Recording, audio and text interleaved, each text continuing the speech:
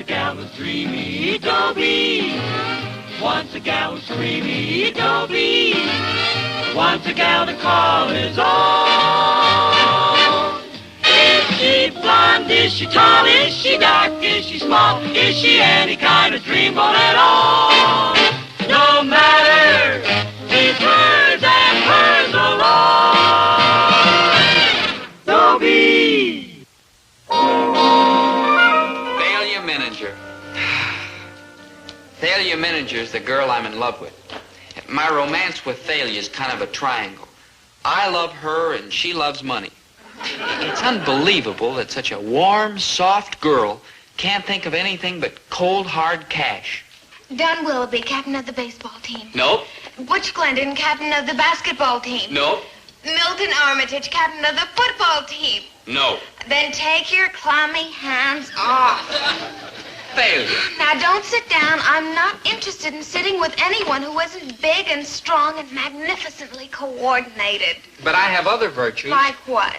Well, I'm humble. You have so much to be humble about. Now listen, Now Thalia. listen to me. Can you pole vault 14 feet? No, or but I run have a mile kind in heart. 4 minutes? And I'm good to my Or mother. pitch a no-hitter? Or run And I 90 can touch my yards for a toes without touchdown? bending my Oh, knees. let's face it, Dobie, you're just not an athlete. I don't get it. Why all this sudden interest in athletics? Why not? Well, it's kind of clean and wholesome, and you're kind of mean and grubby. No offense. Dobie, I've told you 1,000 times. I don't care about money, not for you. me. No, you're only thinking of your family. Yes. You got to marry a rich boy because your father is 60 years old and has a Kidney kidney condition. And your mother isn't getting any younger. No. And your sister married a A loafer, loafer. and your brother is unemployable. Uh-huh. And it's up to you to save the family Poorhouse. from the poorhouse. Yes, Yeah, I know. that's right. Well, what's this got to do with athletics? I've been reading an article here. Do you know that Ted Williams got $100,000 from the Boston Red Sox last year? Imagine that! Just for playing a couple of hours of baseball every day, and he got a nice suntan, too. Oh, yeah, especially in those night And games. Mickey Mantle got $80,000. Well, he's younger. And do you know what the quarterback of the Chicago Bears got last year? Lumps. Don't get smart, mister. There's money in athletics. Big money. Take the second Lewis Schmeling fight. Do you know that Lewis got $260,000 and knocked out Schmeling in 1 minute and 58 seconds of the first round? Yeah, I'll bet you know how much that is a second, don't you? 2,271. So you can sneer all you want, but the man that gets me is going to be a big brawny athlete. Yeah. Well, in the meantime, you got to admit that I'm kind of appealing in a puny sort of a way. So how about going with me to the drive-in tonight? The picture's a gasser. The monster who devoured Cleveland. The monster who... Oh, Dobie, you're positively sick-making. Well, we don't have to watch the movie, if you know what I mean. Yeah, I know what you mean, but you don't seem to know what I mean. You and I are through. That's all. What I want is a big, brawny athlete. I know, yeah. Hello, child. Milton! Hello, Oh, child. you're so big and strong and athletic. I guess you could say that. Rich, too. Well, old money. That's the best kind. Tell me, my dear, what are you doing tonight? Not a thing. What did you have in mind? The drive-in movie. They're playing rather an amusing little pastiche there tonight called The Pastiche? Monster Who Devoured Cleveland. Oh, I'm dying to see it. Now listen, Shall we Milton. say 7-ish? Any issue like. Milton? Which car shall I bring? The long, low convertible or the long, high convertible? Oh, well, you decide, Milton. Very well, I'll have Fidelio polish them both. Now, just a darn minute, Excuse Milton. me. Sonny, did you lose your mother? You're so funny and strong and old money. I'd like to point out that Thalia and I were having a private conversation. How nice for you. And now Thalia and I are having a private conversation, so why don't you toddle off? Thalia, I appeal to you. No, Dobie, you don't appeal to me. You're a nice, sweet, weak little man, but toddle off. Pastiche.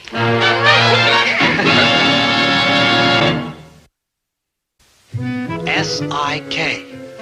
I mean, why mess around with a chick who digs muscles? I mean, look at it this way. You get, like, maimed. Maynard, it's written in the great books. He who lives for love must be ready to die for love. Besides, without Thalia, what is there worth living for? You gone ape? Lots of things. Name one. I'll name them all. Dizzy Gillespie. We're star-crossed lovers. But somehow, some way, we'll beat the odds. Daddy-o, you're like a rebel with a lost cause. Thalia only digs like athletes. Okay, then I'll become an athlete. Make me a muscle. Huh? Make me a muscle. Oh. Dobie, find yourself a chick who digs like your beautiful mind. Maynard, you're the hippest, but when it comes to love, let's face it, you're square. Smile when you say that, mister. You don't get the point.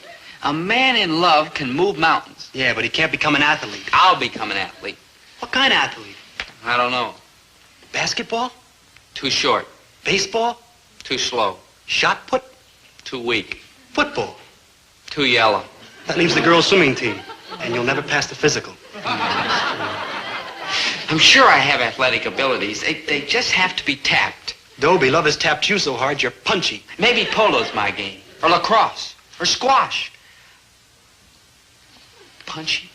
Did you say punchy? Yeah, I sure did. Maynard, you just said the magic game. Boxing. I'll become a ruthless fighting machine. So long, Dobie. You just crossed over. Maynard, do we have a boxing team? No. Then who's to know I'm not a ruthless fighting machine? Well, for one, Thalia won't know. She'll know when I flatten the greatest athlete in the history of Central High. All city, all state, all interscholastic. Man, you could only mean... Moose McCullough, the legend. Oh, I know he'll cooperate. Oh, I dig. A fix. Yeah. Yeah, what makes you think Moose McCullough's gonna let himself get flattened by you? Because Moose springs from that special breed of men. He'll do anything for love. The pursuit of La Femme is the noblest art known to man, Dobie. You can count on me. I knew you'd feel that way, Moose. We're cut from the same cloth. Oh, little Moose must be hungry. Hand me that bottle, will you? Oh, sure, Moose.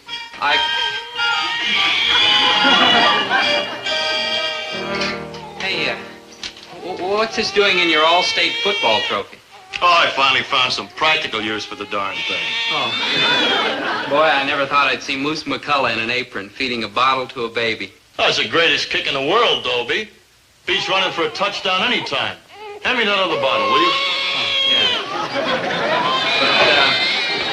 But, don't you miss the cheers of the crowd? Oh, no. I married a cheerleader, and any time I feel down, well, she gives me 2 locomotives and a sis-boom bar. Oh. And I feel like a new man. Yeah. Say, where is your wife? She's at the doctor. Oh, nothing serious, I hope. Most serious thing in the world, Dobie. We're gonna have another little moose. No. Yeah. Congratulations. All right, thanks. You know, if all goes well with your plan tomorrow, maybe someday you'll have all of this. Yeah. Well, I'll be going, Moose. I'll see you tomorrow. And I'll try not to hit you too hard. Oh, you can't hurt the moose. Just don't break your hand, kid. Oh, Dobie, how sweet. I'm just mad about banana split. If only I could be a banana splitter. Now, Dobie, let's not make things difficult. I may as well tell you, Thalia. When I leave this table, it's all over. Kaput. I'll never bother you again. Dobie. Please, no pity. I know now there can never be anything between us. I'm too insignificant, too ordinary, too commonplace. There's only one thing I can say. Yeah? You're absolutely right.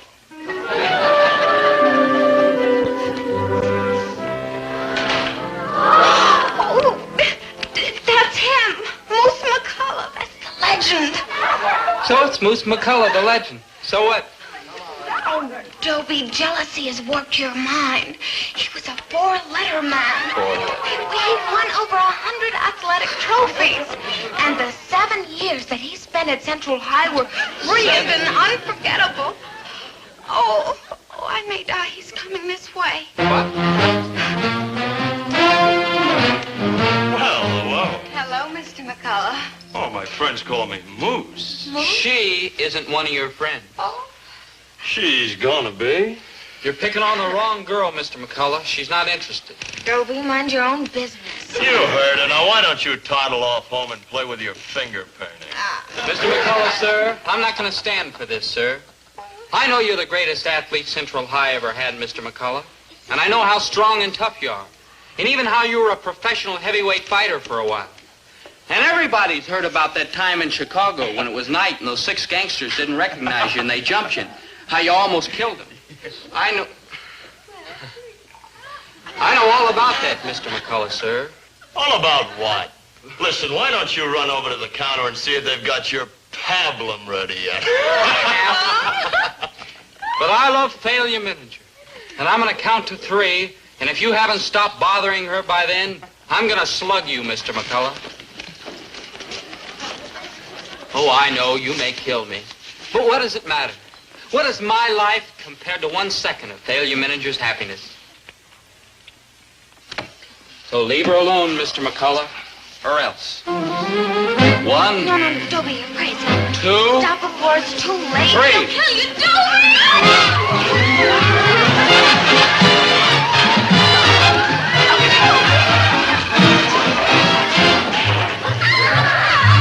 I'm sorry, Thalia, and I'll never bother you again. Oh, bother me, Dobie! Bother me! Well, if it weren't for the fact that I'm humble, I'd say knocking Moose's block off was a stroke of staggering genius. Thalia's life is dismal emptiness unless I'm with her. And for the first time, I know the feeling of power. I'm top fist. Men fear me because I'm menacing and destructive. It's a lie, but I like it. Oh, here, I'll show you what I mean. Hey, you. Yeah? Put these in my locker. What are you, a kook or something? I'm Dobie Gillis. Top fist. Gee, I'm sorry. I didn't know it was you. I hope you'll excuse my rudeness. That was nothing. You should see what happens when I go into Charlie Wong's ice cream parlor. Top fist, fierce as a lion. Top fist, quick as a snake.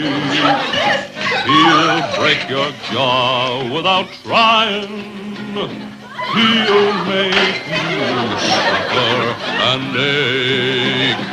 Top fist. Mighty quiet in here. Yep. Too quiet.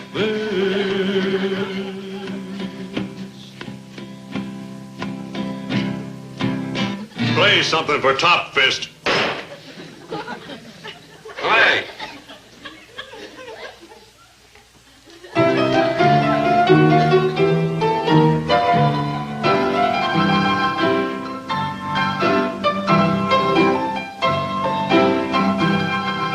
What do you say I pick up 8 o'clock tonight, baby? Hey, can I see a minute, Paisan?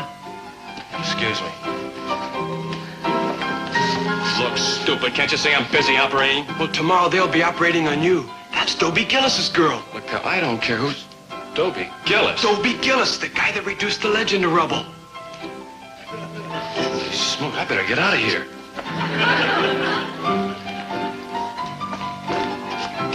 Honest, Gillis, I didn't know she was your girl.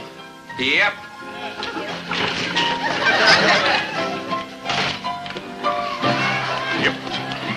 He's rough and he's tough, but he's tender. He never hits children or girls or women of the opposite gender or kittens or puppies. Won't you join me? Or squirrels. Aren't you with him? Don't mind me, Top Fist. I'm just leaving. Honest. Thanks again for getting rid of that. You're rotten, but call me sometime. My phone number. Violet. Top Fist, his hand strikes like lightning. I touched him. I touched his fist. Here's a man kind but frightening. Here's a man sweet but bold. Top Fist, Top Fist. Sit down, Top Fist. Do you have to call me that? What, do you mind? Sure I mind. I'm not just strong and savage. I'm also modest and gentle. I'm sorry. It's just that I'm so proud of these swift but terrible hands. Couldn't you be proud of the rest of me, too? Well, Dobie, let's face it. Without these hands, you're nobody. But with them, you're somebody. See? What you doing tonight, baby? Well, what you got in mind? A drive-in movie?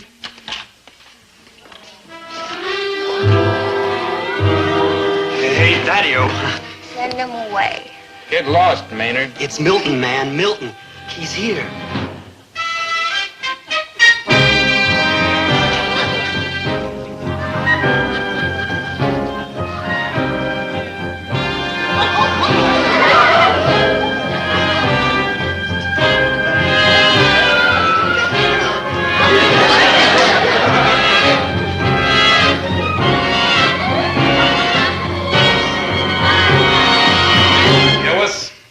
Yep.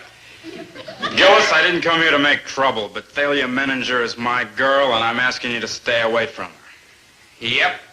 I know your reputation, but nobody moves in on my girl and gets away with it. Yep.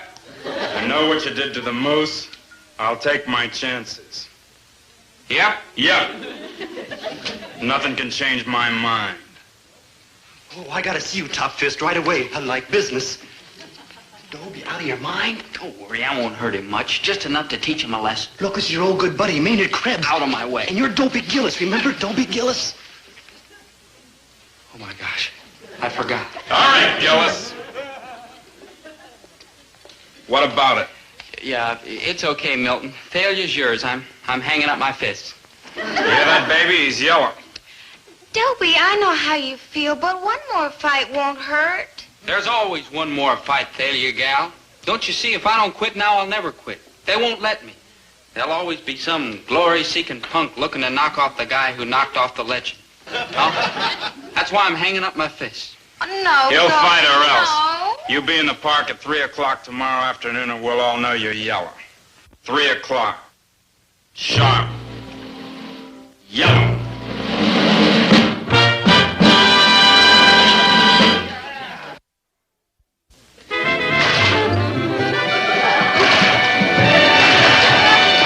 Man, you're like nowhere. Let's try something else. Yeah. Hit the old mitt. Yeah, gosh, wait. No, hit the old mitt. Oh, I'm sorry, Maynard. Sorry. For what? For hitting you. Pretty terrific, huh? Yeah, deadly. No butterfly could take such punishment and like live. That was my best punch. Yeah? Uh-huh. Let's try another approach. Can you fight dirty? Maynard, try to be helpful. Okay, call off the fight. What? Lose face? Either way, that's what's gonna happen. I repeat, call off the fight. You lose the chick, but you like stay out of the hospital. Maynard, what's a split lip compared to a broken heart? No. No, if anyone calls off this fight, it's going to be Milton Armitage. Which isn't a bad idea. Daddy-O, there's no way on earth of talking that cat out of this massacre. Maynard, where there's a moose, there's a way.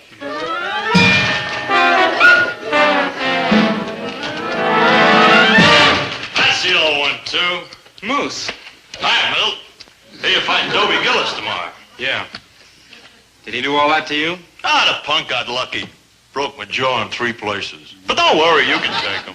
You're darn right. What happened to your leg?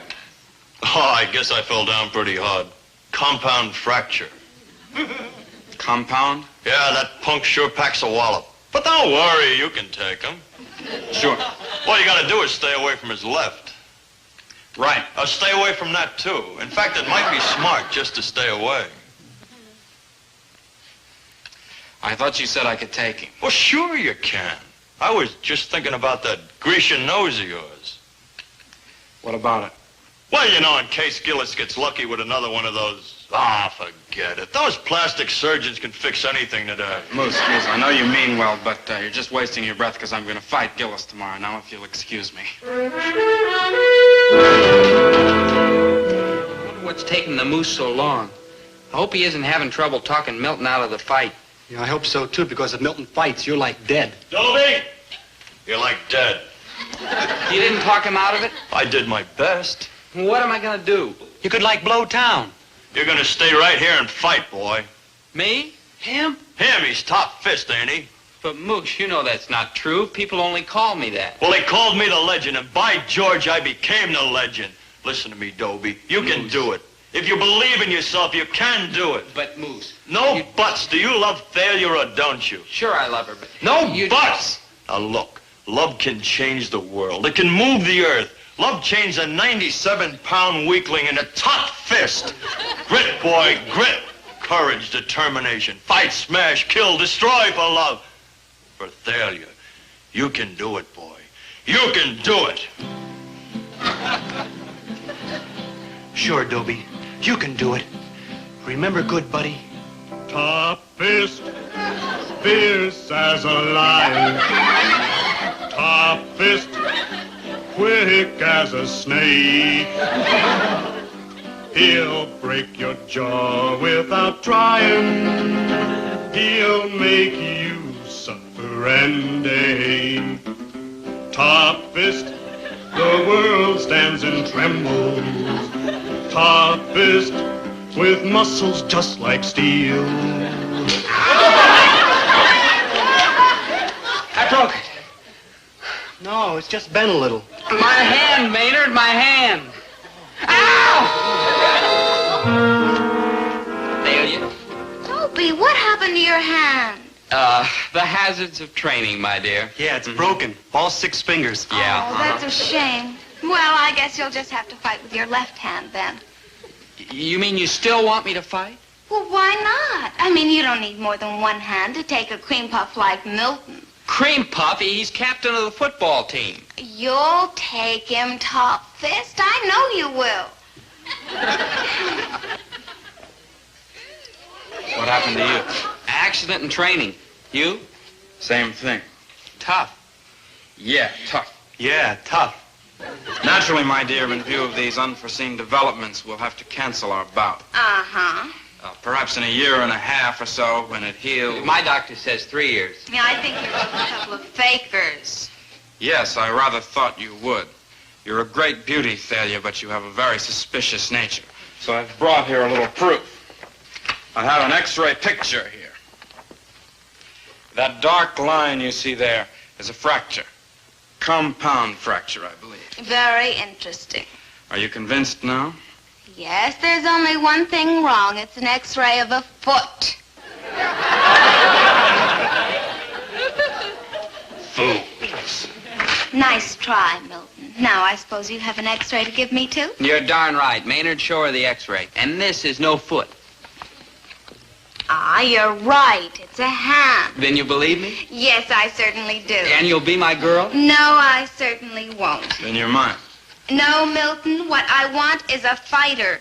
And a fighter needs 2 things. He needs lots of guts and 2 hands of iron. You haven't got one and he hasn't got the other. So I'm just going to have to keep looking. Goodbye, boys. Well, chin up, fellas. And look at it this way. You're like better off without her. I mean, who needs girls? They're like fickle, and they like spend your money, and they like bug you all the time. I mean, like, who needs them? Like, shut up.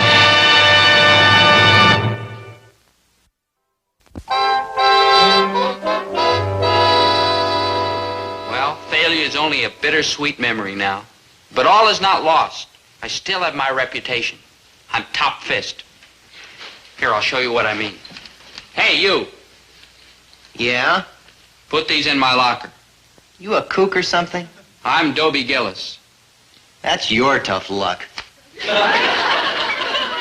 Oh, well, power isn't everything. Besides, I have other virtues. I'm humble, good to my mother, and I have lots of friends. And here they are.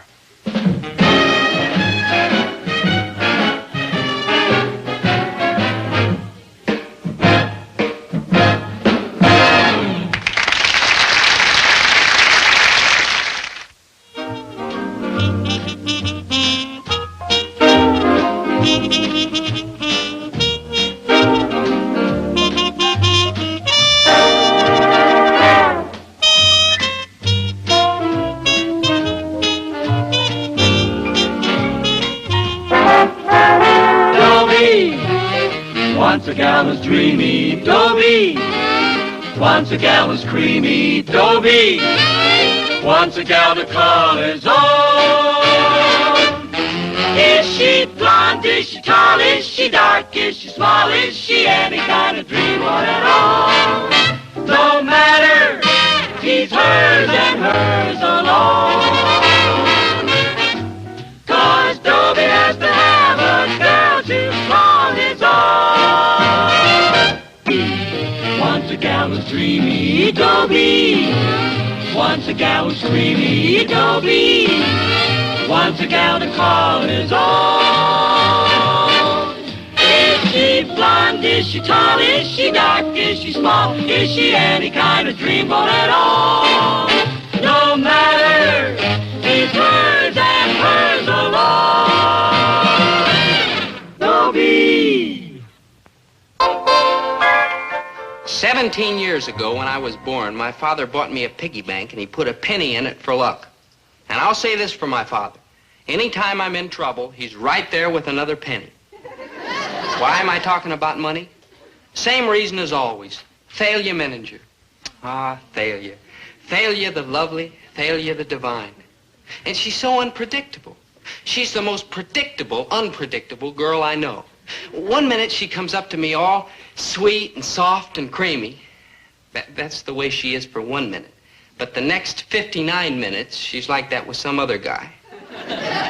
Oh, gosh, Thalia. Gosh, what? Gosh, you're sweet and soft and creamy. Now, that's because I'm with you, Dobie, dear. How about going for a nice long walk? Well, I can't. I promised Chatsworth Osborne Jr. I'd wait for him. Chatsworth Osborne Jr.? That snob? Why, if he weren't rich, you wouldn't But even... he is.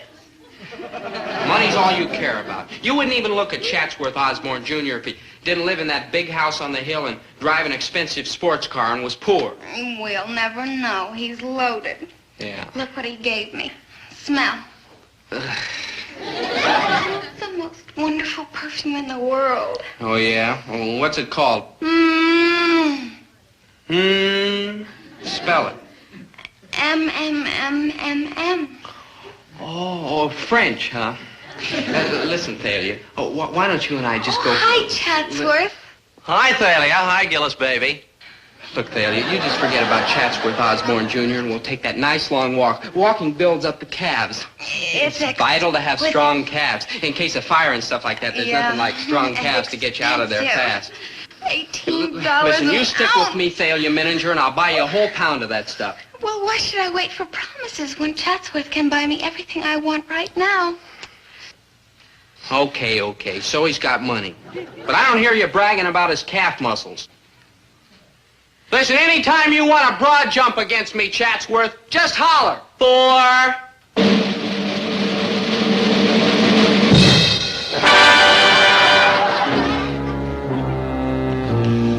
Oh, Chatsworth, that was just marvelous. Yes, it was rather, wasn't it? I bet you have the strongest calves. Oh, would you care to feel them? May I? Just one. All right. Oh, they are strong. That's such exquisite perfume. Smell. 28 feet. Hey, watch that. She's with me. She's my girl, practically. 28 feet. Well, we did have half a date, but you can forget about that. Half a date? What do you mean half a date? Well, you'll be here and I won't. Bye. Oh, bye-bye, Gillis, baby. 28 feet?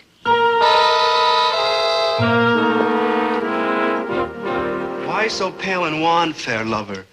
No, it's just my calves that are pale and wan. What? Never mind. Okay. Never mind what? Maynard, you asked me why so pale and wan, fair lover. No, I didn't. That's something I got to learn for English. Oh. I don't like dig it. I thought maybe you'd clue me.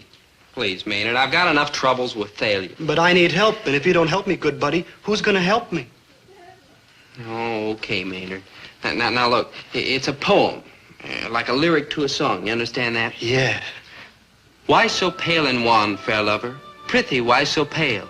Will, when looking well can't move her, looking ill prevail. Prithee, why so pale? Hey, go, man, go. I mean, go, Dope. Will, when looking well can't move her, looking ill prevail. That's it. That's the way I can get Thalia. It has to be. It's the only thing I haven't tried. I don't like dig. Look, girls go crazy about fellas like poets who are pale and wan and hungry looking. And that's how I'm going to get Thalia, by looking pale and wan and hungry. How? I won't eat anything. But what are you going to do when you get hungry? Stay hungry. Look, for the love of Thalia Menninger, I can do it. I'm going on a hunger strike till she promises to be my girl. Dobie could like starve. Oh, she won't let me starve. Did England let Gandhi starve? Who? England made it. Yeah, England I know. What's the other cat? Mahatma Gandhi made it. And when that little man in the loincloth went on a hunger strike, he brought the whole British Empire to its knees. And I know Thalia isn't any stronger than the British Empire. Want to bet?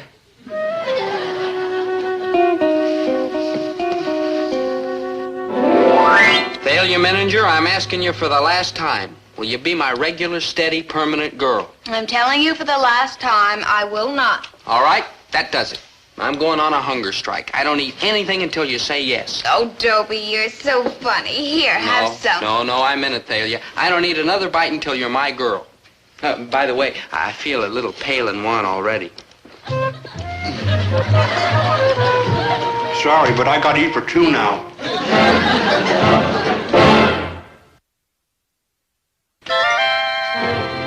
Oh, there you are, dear. I was beginning to worry that your dinner might get cold. Sit down, huh? Roast lamb. No, thanks, Mom. I'm not hungry. I'm ready to go. I've lived a good life, not perfect maybe, made some mistakes, but all in all, a good life. I'm ready. Herbert, what are you talking about? You heard what the boy said. He is not hungry. And Dobie not hungry can mean only one thing. The end of the world is coming. Okay, I'm ready. Dobie, sit down. Herbert, stop teasing. No, thanks, Mom. I meant it. I'm not hungry. You're sick. Herbert, get the doctor. It must be something serious. No, really, Mom. I feel fine. I'm just not hungry. But it's roast lamb, dear, and you always like the way I fix that. Quiet, Winnie. Dobie, sit down! Dad, I'm not sick. I'm just not going to eat anything at all, ever again, until Thalia's my girl. You see, he's not really sick, except in the head, which I have always known. Dad, didn't you ever hear of a hunger strike? Oh, sure. And I think it's a great idea. Herbert.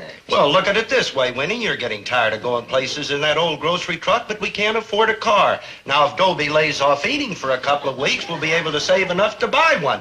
Maybe two. I think I'll go to my room. I have some reading I want to do. This book of poems by Elizabeth Barrett Browning.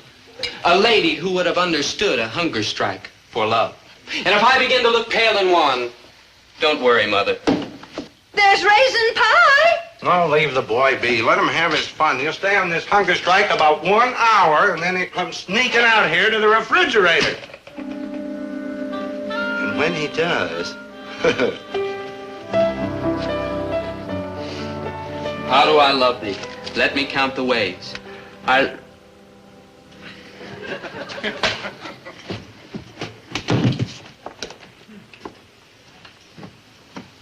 Sorry, Elizabeth Barrett. How do I love thee? Let me count the ways. How do I love thee? Let me count the ways. I love thee like raisin pie, and I love thee like roast lamb. I love thee like raisin pie, roast lamb. I'm starving. Mother's right. I could starve to death.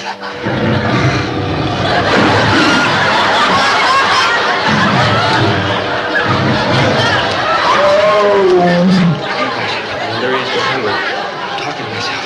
I gotta have something to eat.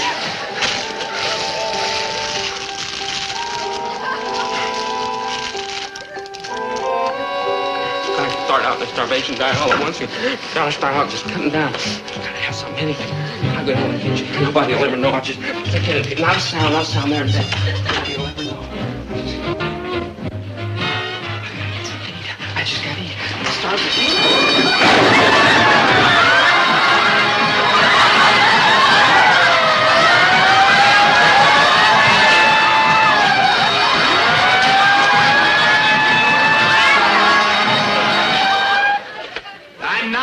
I'm not eating. I know, and you weren't about to either. No, sir. Mahatma Gandhi can do it for India. I can do it for Thalia. I was just getting some ice for my fevered brow. Oh, well, that's different. So you're determined to stay on this hunger strike, huh? Yeah. Well, I tell you what I'm going to do to help you. I'm going to sleep on the couch in the living room tonight where I can hear you, just in case you should walk in your sleep and wind up back at the refrigerator or down in the store. Oh, thanks, Dad. Oh, think nothing of it. Just resetting the alarm. Oh, thanks. Good night, Mom.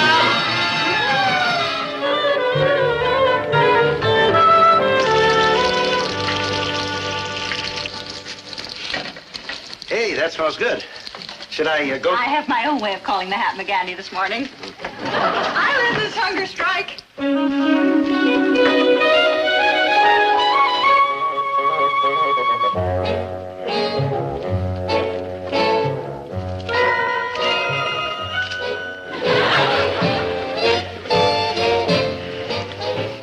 Food.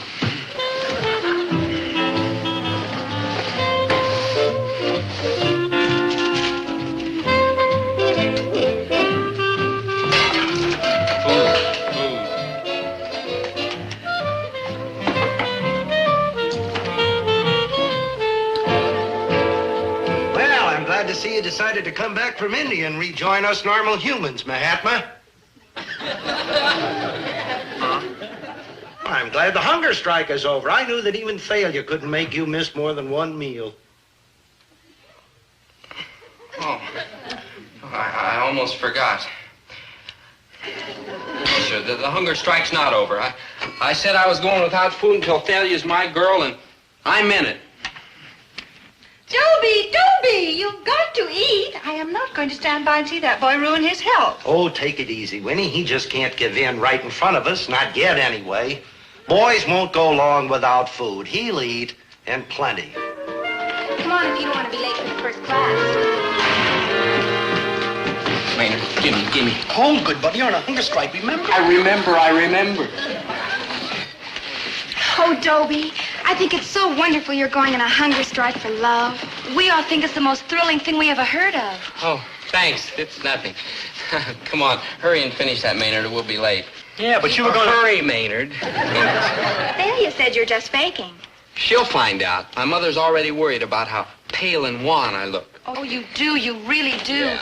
I think Thalia's disgusting. Yes, she is, in many ways. But my love shall purify her. How do I love thee? Let me count the ways. Thalia isn't the only one who thinks you're faking, Gillis. You be quiet. I told you last night I'd be a lot more impressed with you if you did something romantic like that for me. Exactly what I told you. No, Gillis, look here, what do you think? You're a troublemaker. Yeah, we don't believe you for 1 minute, Gillis. You're eating on the sly. I'm not. We'll be watching you, Gillis, every minute. Oh, yeah. Yeah, well, you all better go. You'll be late for class. Don't you have to go, too? We'd like to walk over with you, Dobie. You're our hero. Oh, gee, thanks.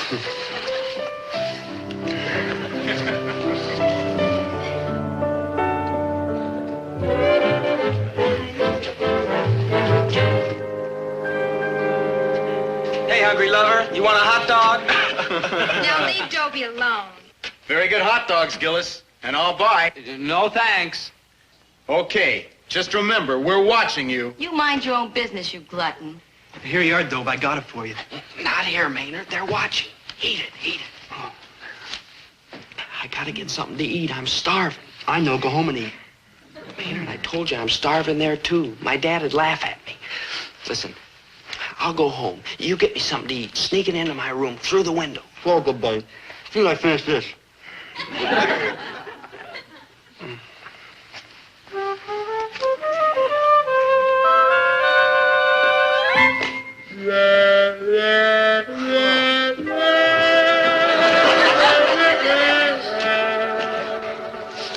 No, please, girls. It's just a weakness. It'll pass. Come on, we want to take you home. Huh? What courage. What fakery, you mean? Oh, shut up. What do you know about love? Yeah.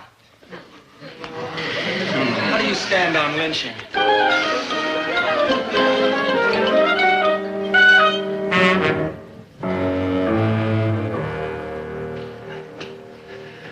Maynard, where you been? It's been 4 hours. I'm sorry, Dobe. I had to eat dinner first. Ice cream bars? That's all you brought? Yeah, good buddy. I figure you've been hungry for so long, you deserve nothing but the best. Mayor, I may murder you as soon as I finish these.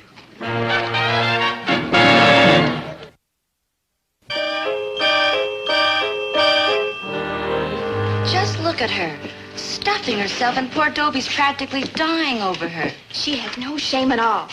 Well, I'm not going to eat in public when Herm starts starving for love of me. You told him? 3 nights ago. I said, Herm, you'll get no more dates with me until you go on a hunger strike for them. Me too. That's exactly what I told Frank.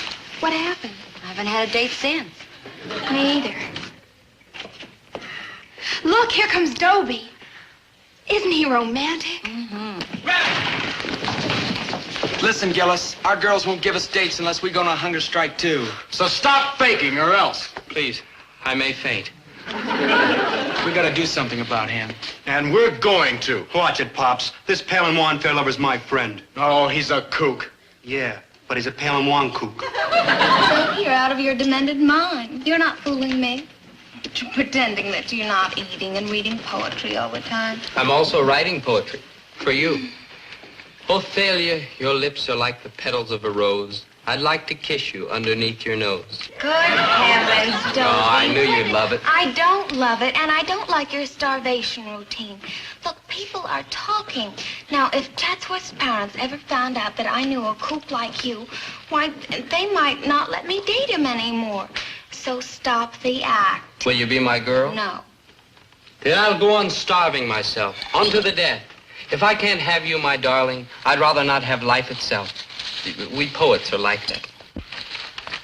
He who for love hath undergone the worst that can befall is happier thousandfold than one who never loved at all. Goodbye. Ah, me. Alone, alone.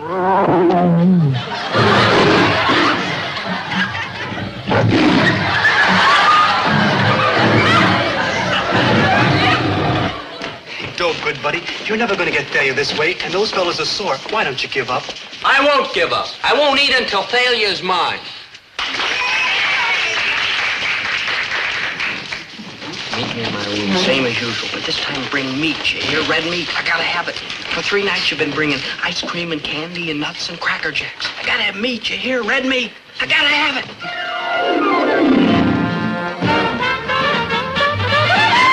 There you are, good buddy. Red meat. Nothing else, just a salami? A red one, the reddest. A garlic salami? The garlickiest. I went all the way across town to get it for you. Will you please stop worrying, Winnie? The boy is eating. I don't know where, but he is eating. In fact, he looks to me like he's putting on weight. I don't know what kind of a father you can be, Herbert Gillis. I'm the kind of a father who can spot a phony. Oh, that must be Thalia. Come in. Thalia? I am taking matters into my own hands. Hi, I got your message. I have a date, but I thought I'd stop by and see what you wanted. This is Chatsworth Osborne Jr., Mr. and Mrs. Gillis. How do you do? Hi. John, you, live here? Yeah, what's the matter with it? Oh, nothing. It's very amusing. Yeah, we have a lot of fun just sitting around laughing at it. All right. Thalia, I asked you to come over because I wanted to have a little talk with you woman to woman. You know that Dobie isn't eating because of you. Oh, now, Mrs. Gillis. He really isn't eating? Of course he isn't. Can't you see that he's wasting away before our very eyes? No, you couldn't. You're not his mother. Only a mother looking at her baby through the eyes of love could see. Oh, Thalia, you must help me. You must just say the words, whatever they are, that will make him eat. Oh, please, Thalia, you must. Please, save my baby's life for me. Okay. Though that salami's like a lot garlicker than I thought. Darling, Thalia's here. She wants to talk to you. The salami's gone, but the melody lingers on. They're not letting anybody get near me. My baby. If you would listen to your own mother who bore you and raised you, maybe you'll listen to Thalia. No, I can't. Oh, he hates me. I can't blame him. Dobie, I didn't know you really weren't eating until your mother told me. Dobie, Dobie, please look at me. No, leave me alone. Please. Go away, Thalia. Go away or I'll jump. Oh, no. I'll give in, Dobie. I'm yours. Dobie, she's yours. How about a steak? Dobie, please come back inside. I'm yours. Just one moment, please. Thalia, can you be serious? I mean, are you giving me up for him? Yes, Chatsworth. In that case, you leave me no alternative. I shall go on a hunger strike. You'll what? Precisely what I said. If you won't be my girl, I shan't eat. And I should like to point out that when I don't eat, it's rather more impressive than when he doesn't eat. When I don't eat, I'm denying myself caviar, squab, lobster, crepe Suzettes for breakfast. Whereas what Dobie doesn't eat, I wouldn't eat in any case. Pork and beans, hominy grits, ham hocks. So you see, Thalia, in my case, a hunger strike is rather a major undertaking. Yes, you've got a point there, Chatsworth. Oh, I'm sorry, Dobie, but you see how it is. I really don't have any choice, do I? Oh, I'm sorry, Mrs. Gillis. Do you really have crepe Suzettes for breakfast? Oh, every morning.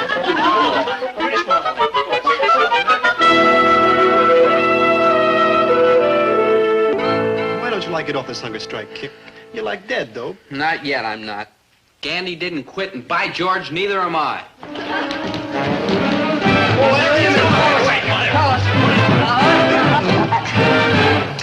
Okay, Gillis, your hunger strike is over. You got the pizza and we got the picture to show the girls.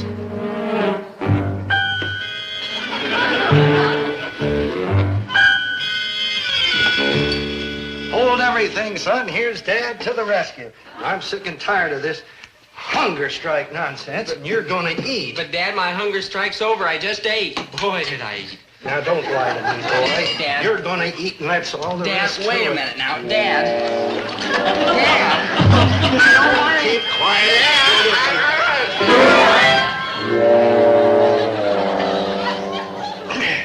There now. Isn't that better? Oh. See? That's all you needed. Some food.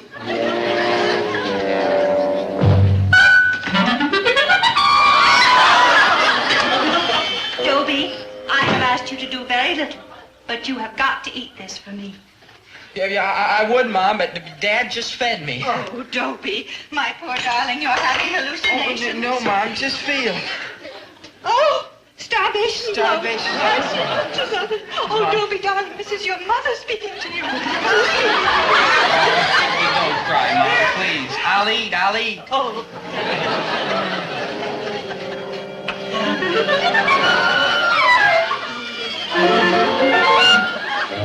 There, dear. There. Isn't Mommy's cooking good?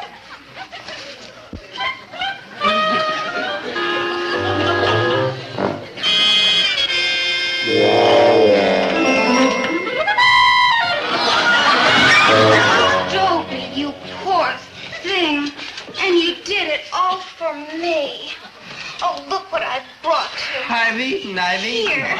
It's everything I can cook. Frankfurter, sauerkraut, chili, and dumplings. Thalia, I've eaten. Oh, you're so noble, Dobie. Not wanting to force me into being your girl. You don't have to lie about having eaten. But what about Chatsworth? I mean, he's such a nice fella and handsome. And rich. Mm-hmm, rich, yeah. Yes, but it's you, Dobie. There's nothing I can do about it. I'm hooked. Eat. Oh, no, I'm sorry, Thalia. I just can't. But you must. Now, remember, when we get married,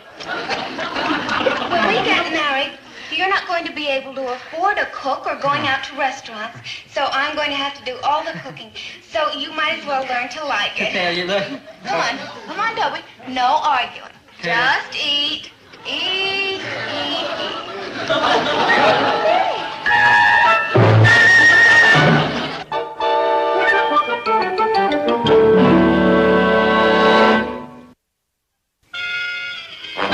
There. Wasn't that wonderful? You know, it surprises me, but I like doing things for you, like cooking. Thalia, you say we're going to get married? Yes. And after we're married, you're going to do the cooking? And this is what you cook best? Yes, that's right. Uh-huh. What are you doing? Calling Chatsworth Osborne Jr. For you.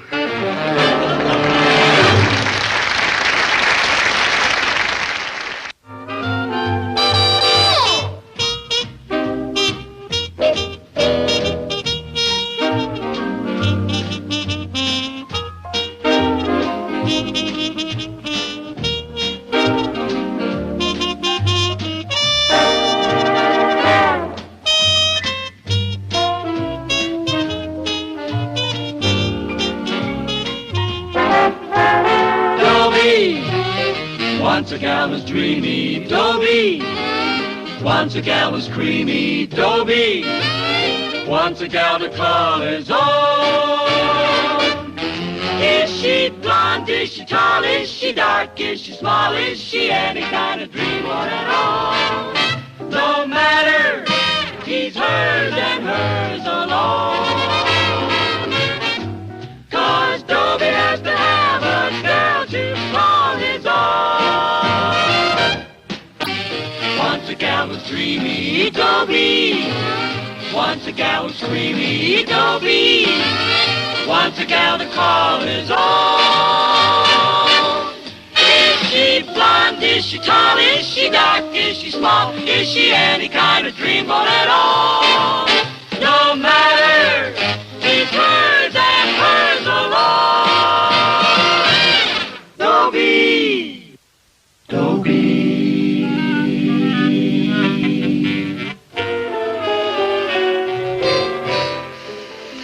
My name's Dobie Gillis. I'm happy. I'm happy because I've just fallen in love an hour ago. This is the happiest part of a love affair. Just after falling in love and just before the problem of money comes up. Ah, those precious minutes. Well, that's enough of being happy. Time to start worrying about money.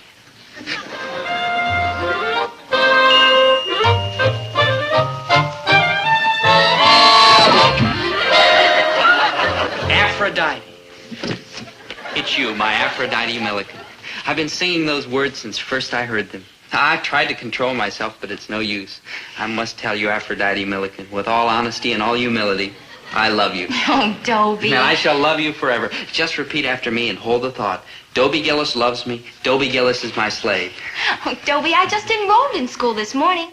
Well, the first time you saw me was an hour ago. I know. Why, oh, why did I part with you for even that hour? I went to a girls' gym class. You must drop the course. Nothing must come between us. Dobie, you're so silly. You don't know anything about me. What do I need to know? You're you. All else is trivia. No, don't tell me, no. I sneaked a peek at your card. You're only 16 and a half years old. I'm 17. But, my darling, the differences in our ages won't matter. I won't let it. The world may sneer and call ours a May-December romance, but I won't care. I'll just know that I love you. Dobie, what you feel is just passion. Hey, watch that. You sure you're only 16 and a half? Of course. Wow. Dobie, you're so delightfully, gauche. Oh, gosh, what? Gauche. G-A-U-C-H-E. It's French. Oh, that gauche. Sure you're only 16 and a half? Well, of course. Wow. Don't you know French? Why, yeah, sure, some. What do you think I am, dumb? My gauche. Dobie, I've never met anyone like you. Really? Well, I've never met anyone like you either. Say, I always thought this bench was marble. I can't... It is. Yeah. Kind of slippery here. Here, feel. Huh? Feel. Oh. Say, that's a pretty good muscle for a girl. Let me feel yours. Oh, yeah, okay. Tighten it. Come on, tighten it.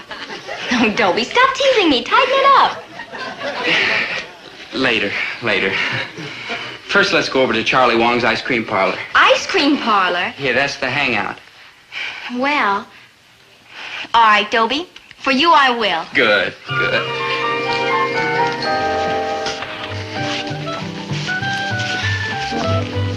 Do you come here here often. Sure, all the time. It's just such a frivolous place. Well, yeah, sure. I mean, well, I figure you gotta frivol once in a while. Well, it's either here or home. Maynard. How are you, Maynard? Cool, Dad. Maynard, this is Aphrodite Milliken. Aphrodite, this is my friend, Maynard G. Krebs. Ooh, frantic. Well, he certainly belongs in such a frivolous place. Yeah, old Maynard's about as frivolous as you can get. Oh, Charlie.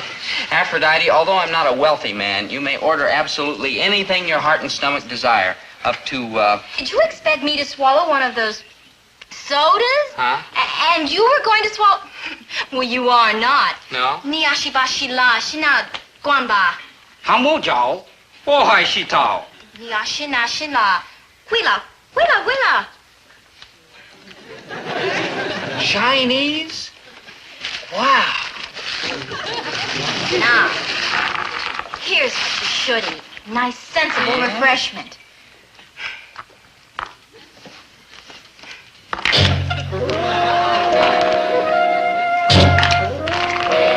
Dobie, promise me you'll never again waste your money that way.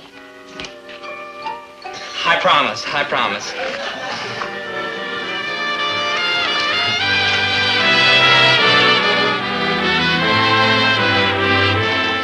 And this is the family act. We just got off the road yesterday, and this is our winter quarters. The 4 Flying Millikens. You're an acrobat? Mm-hmm. And you live in here? Well, of course. Oh, hello, Father. Father, I want you to meet Dobie Gillis. Dobie, this is my father. How do you do? Dobie, is it? Yes, ma'am, Dobie. D-O... Father? That's right. I mean, you're a man? Fathers usually are. Yes, my boy. I've been a man for 83 years, and I still am. Yeah. Father, while I get out of these ridiculous school clothes, why don't you explain to Dobie why we live in a barn? Yeah. None of us live in barns, my boy, or houses or mansions. There's where you live, inside. You don't need any more, correct? Oh, yes, sir. Of course, it's nice to have some place to take a bath. I was an M.D., a professor of medicine. Suddenly I realized the folly of what the world calls living. I dropped everything and adopted a way of life based on... Are you familiar with the Greeks? No, there's a Greek boy in school. I was referring to the ancient Greeks. Oh, well, I don't know his parents. Yeah, well, we live largely on nuts and fruits and a few healthy vegetables, and these simple, comfortable garments we wear are homespun. Homespun? Homespun.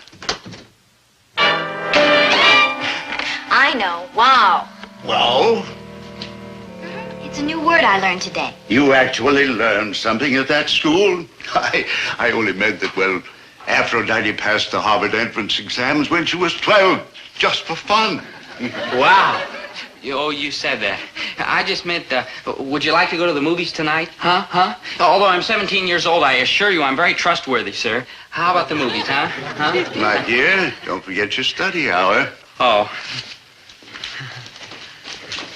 Aphrodite will see you at 8 o'clock. Yes, sir. 8 o'clock.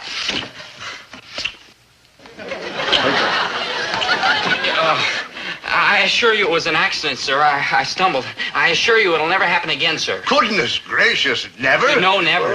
Why, kissing's the most natural, affectionate gesture in the world. If... It is? It is. 8 o'clock.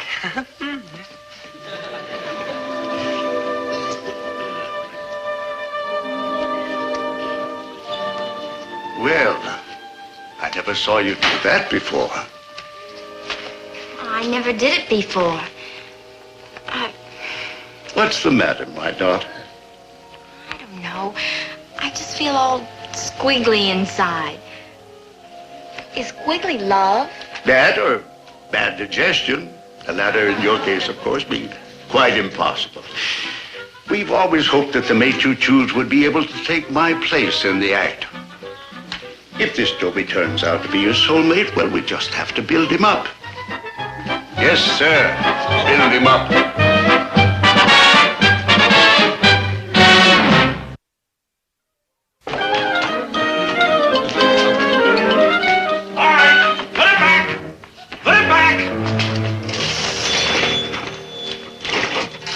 Okay, Thomas Alva Edison, so you invented some way to open this thing without the bell ringing. So put it back anyway. Put what back, Dad? The money!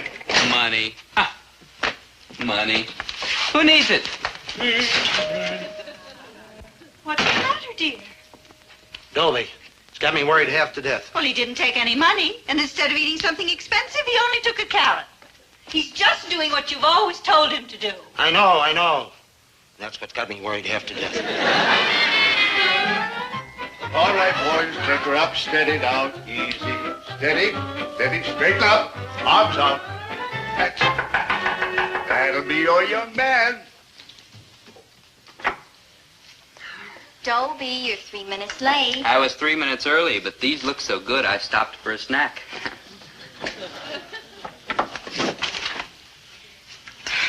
Dobie, I want you to meet my two brothers. Oh?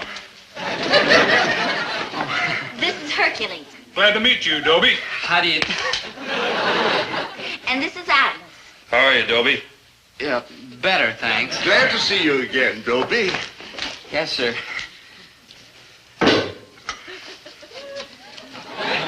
Father, please. Don't you all bother about us. We'll just go sit over there. Yeah.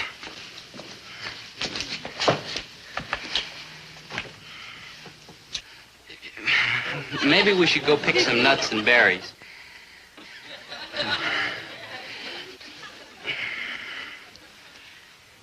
Yeah, maybe you'd like the movies after all.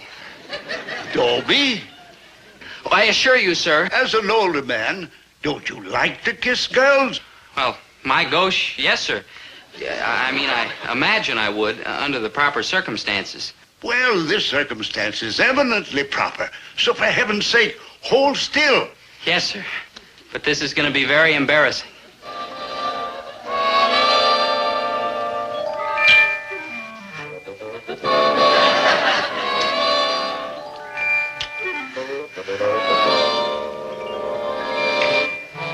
Father! You started it. Father! Hey, I only did what you said. You told me. Oh, he's the one, I'm sure of it. Congratulations, son. Huh? Boys, little Aphrodite has found her soulmate.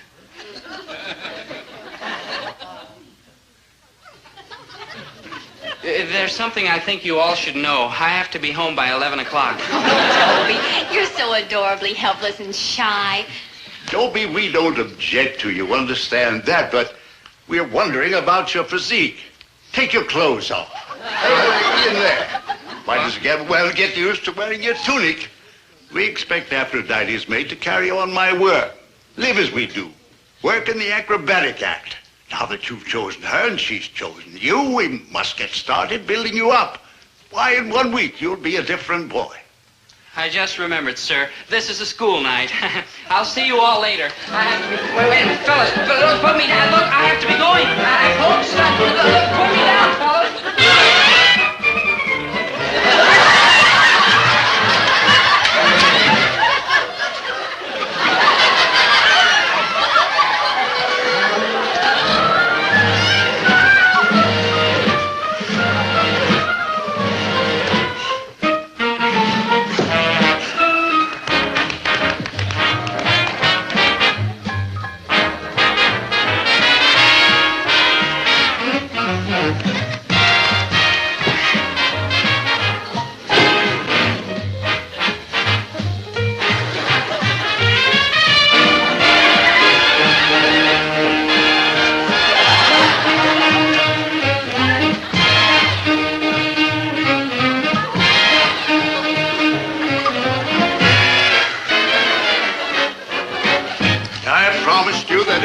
You'd be a different boy.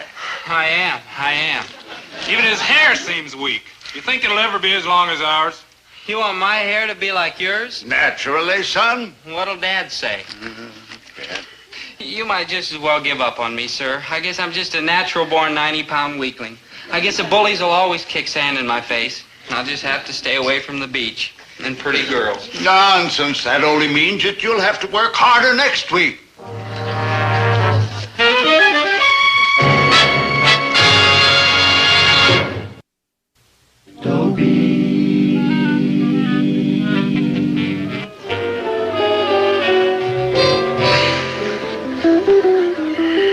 My name's Dobie Gillis. I'm not happy. I always wanted a superior girl, but I didn't want one who was so superior to me. That's the trouble. Aphrodite makes me feel weak and stupid. And the reason she makes me feel weak and stupid is because of two of my biggest faults. I'm weak and I'm stupid. Also, I can't keep my mouth shut. Not that I actually proposed to her. I told her I'd adore her for the rest of my life. That has nothing to do with marriage. And I'm not fickle. I still love Aphrodite. I just wish I'd never see her again. Oh, you're coming along fine, my son. Another half hour of this, and we'll have those sodas and balls sweated out of you. Yes, sir. My daughter, one collapsed. After all, he's weak. I know. That's why I love him. But he's so weak. Do you think we'll ever build him up? Now, that's what's bothered me, too. You know the importance of bloodlines. I've decided to check on his father. Father, please don't do anything that might come between Dobie and me. Now, his father has a grocery. I can check on him while he's making a delivery here. He won't even know who I am. 6 quarts of yogurt. Yeah. Dozen bunches of carrots. Same of celery. Uh-huh. 6 quarts of blackstrap. 6 quarts of blackstrap molasses? Okay, you've got it. Some kind of a nut? A hungry nut, anyway. Hey, this is going out on Cedar Lake Road. Why don't you jump in the truck and I'll drop you off at the depot? I already called a cab, and that is probably it. I'll call you from Mother's when I get there. And I'll tell her you sent your love. Sure, what do I care if you lie to her?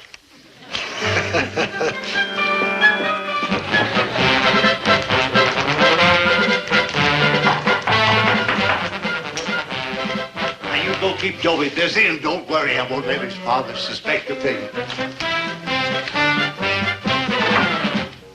Your grocery order, ma'am. Like father, like son. Huh? Merely a general comment on heredity. Oh, well, can I put these down someplace? On the table.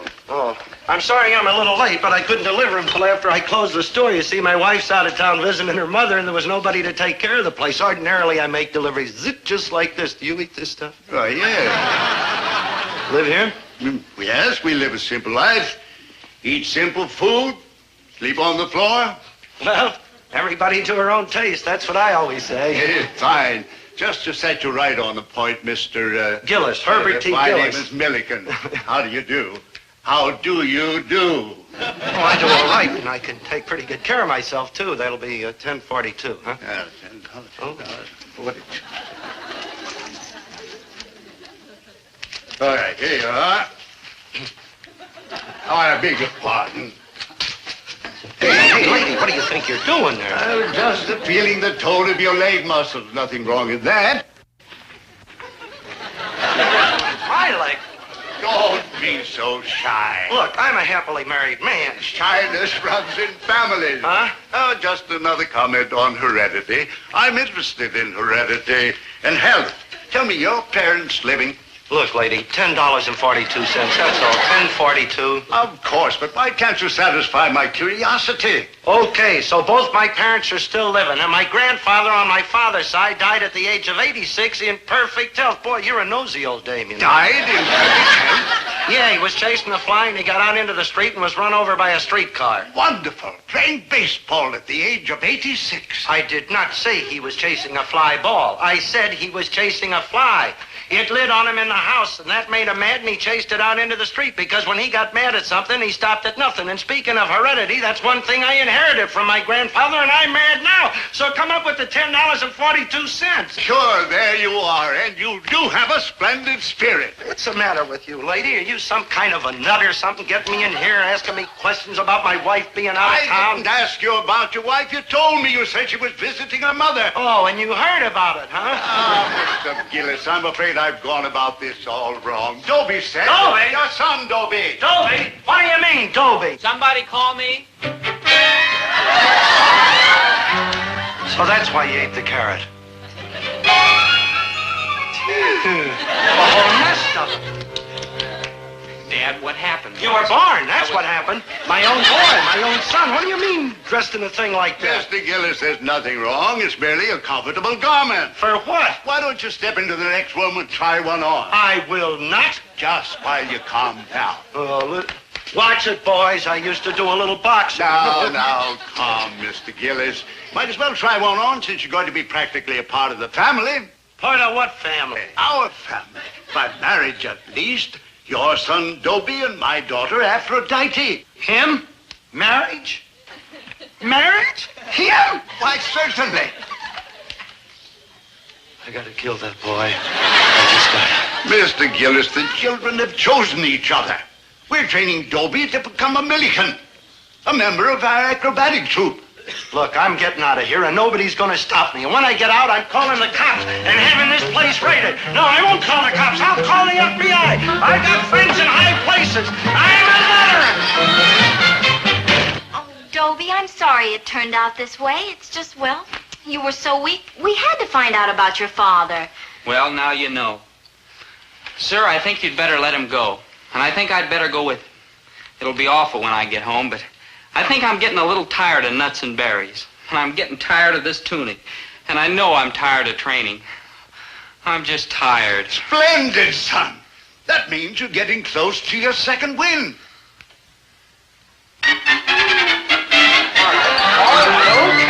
Okay. But I can still lick you. Oh, and you're interested in heredity, huh? Well, let me tell you something about heredity. Did you ever hear of backwards heredity? Well, heredity backs up sometimes, and that's what happened to me. I got me a cuckoo son, and heredity backed up on me, and now I'm cuckoo. Otherwise, I wouldn't be here putting up with all this.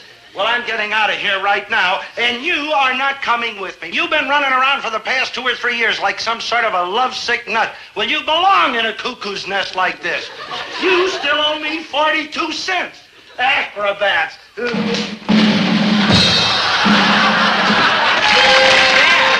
you made your boy, now lie on it. Maybe we can make something out of you yet, brother. Now we're really going to get to work, brother. I'll lay out a 24-hour-a-day schedule. You can live here with us. Oh, Dobie, you're mine. Isn't it wonderful?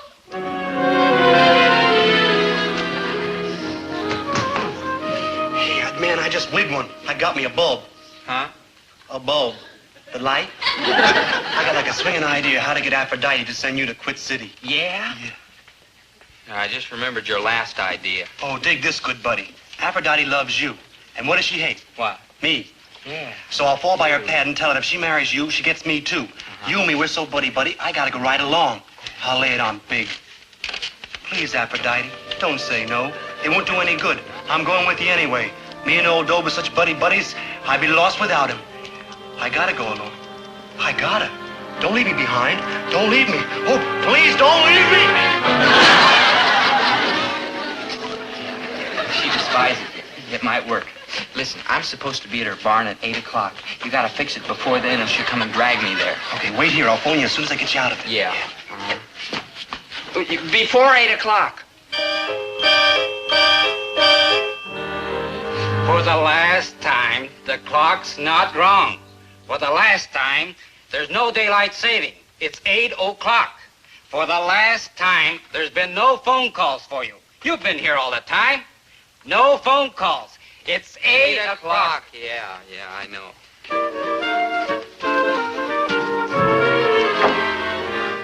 Dobie. Yeah. Dobie, there's something I must tell you. I know you want me to tell you the truth fearlessly, directly, honestly. Oh, Dobie. Ow, ow. Watch that. Dobie, you must put me out of your life. Yes, yes. Huh? You must. Oh, I will. Steel yourself. Well, I'm steel. Oh, I'm sorry, dear Dobie. I fell in love with you because you were so helpless, so shy. Yeah. But now there's one who needs me more. Someone shyer, more helpless.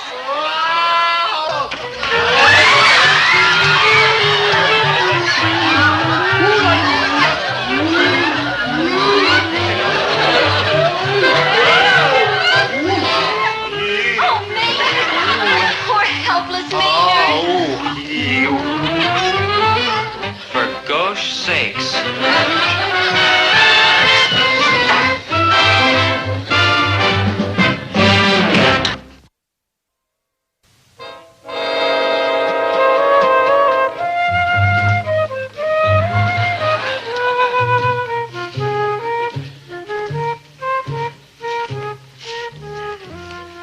Hi, Maynard.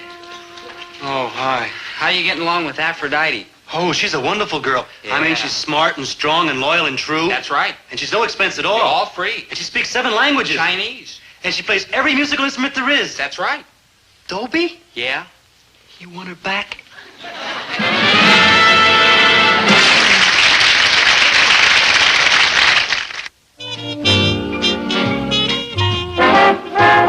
Dobie, once a gal was dreamy. Dobie, once a gal was creamy. Dobie, once a gal to call his own. Is she blonde? Is she tall? Is she dark? Is she small? Is she any kind of dreamboat at all? No matter, he's hers and hers alone. 'Cause Dobie has to have a girl to call his own. Once a gal was dreamy, Dobie. Once a gal was creamy, Dobie.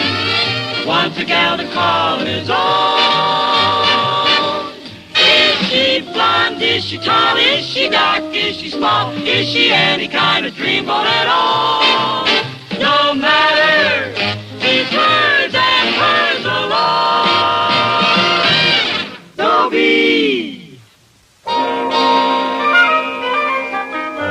I'm taking mathematics at school. I hate it. You take most of the trouble in the world today. What's behind it? Math, that's what. I mean, without math, there wouldn't be H-bombs or income tax or insufficient funds at the bank. Or Thalia Menninger. Pay attention. Yes, Dobie, kindly pay attention. You, of all people, kindly pay attention. Remember, there'll be a quiz tomorrow, so come prepared for the worst.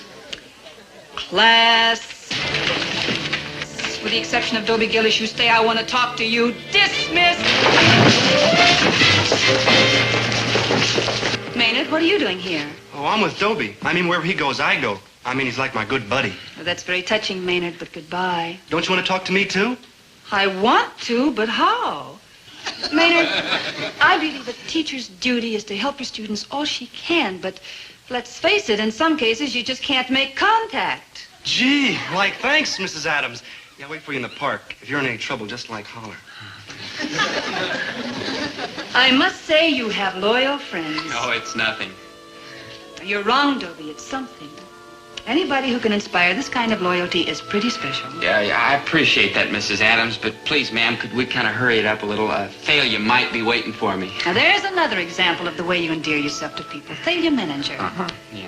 As for Maynard, honesty compels me to say that he is a trifle eccentric. But Yeah. Thalia, there's a hard-headed girl. Okay, carborundum. Yes. And yet she sticks with you. Well, no. Actually, she kind of throws me out all the time. But she kind of comes back all the time, isn't that true? Yeah, I guess so. It's a fact, Dobie. Yeah. This is not my business, I know, but I have eyes. I can't help noticing things. Thalia loves you. Maynard loves you. In fact, everybody loves you. Why? Why? Because you're special, Dobie. You're a very rare boy. And that's what's got me worried. How can somebody with your capabilities get such terrible marks? Yeah, that's a good question, Mrs. Adams. It bugs me. It really does. Well, it bugs me, too. Teaching is a calling, not a business. I'm here to help you, to guide you, to set your feet on a shining path into a beautiful, glorious future. Hey, that's beautiful. Very moving. Oh, hello, dear. This is my husband and my son, Dan, Dobie Gillis. How do you do, sir? How do you do? Hi, Dan. Hi. Well, I'll be going now, Mrs. Adams. Yeah. Yeah, but Dobie, remember I am here to help you. Call on me any hour, any time. I'll do that. Nice to meet you, sir. Goodbye. Maybe the kid could come and live with us. Oh, Esmond, I have told you 1,000 times. Teaching is a calling, not a business. Exactly. That boy is worth every minute that I can give him. Well, I know a couple of other boys that like a little of your time, too. This boy and this boy. I stand corrected. And how are you, Lammy Pie? How was school today? I hate school. That's my boy.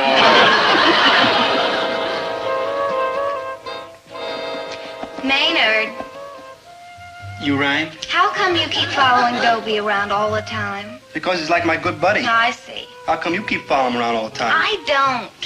You gas me, girl. I mean, you leave me limp. I gave Dobie back his high Y pin 12 times in the last month. So what's that on your sweater? Well, I'm giving it back again today. That's why I wanted to see him. Sorry I'm late, Thalia, baby, but I guess it doesn't make any difference. What do you mean it doesn't make any difference? Don't fight it, Thalia. You love me. Maynard loves me. True. Everybody loves me. I'm lovable. Who says so? Just Mrs. Adams, that's all. Big deal. I've known you were lovable for years. You have?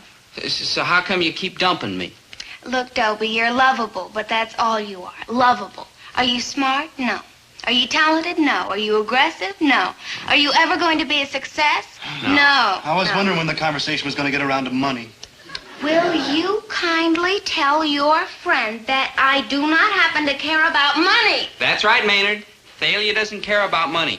Not for herself, that is. But her father's... 60 years old and has a kidney condition. And her mother... Isn't getting any younger. And her sisters... Is married to a loafer. And her brother... Is turning into a public charge. So, it's up to Thalia to... Take care of the family. Yeah. Yeah, maybe we could, take up a collection. Don't get smart. Yeah. Look, I have a responsibility to my family. I mean, if my father hadn't put braces on my teeth and sent me to dancing school so I could be beautiful and graceful and charming the way I am, well, then maybe he wouldn't have a kidney condition. And you aren't helping anything. Me? Yeah, you. And you're going to be a poor man as long as you live, and here's your high Y pin. Goodbye. Well, what are you doing that for? You'll just take it back next week. Don't forget, I'm lovable. Well, true. All right. You're lovable. And maybe I'm stuck on you. But make no mistake, mister. If I really put my mind to it, I can forget you completely. You know that, don't you? Failure, you wouldn't. I would and I will, unless... Yes, my darling. Yes, my great tawny Quit animal. Central High and go to Willoughby Hall. Willoughby Hall? You mean that fancy prep school back east where those rich cats go? Thalia, what can you be thinking of? I'm thinking of your future. Look, you have one asset, one lousy little asset. You're lovable. That isn't going to get you very far. Thalia. You have to have contacts now at Willoughby I Hall. don't want to hear about it. I'm not going to go to Willoughby Hall or any place else. I'm going to stay right here with a woman I love. You're going to stay right here without the woman you love. Thalia, you're coming unglued. What a crazy idea, my going away to school. Now, just forget about it, because I'm not going to leave you, and there's no way in the world you can make me. Oh, isn't there?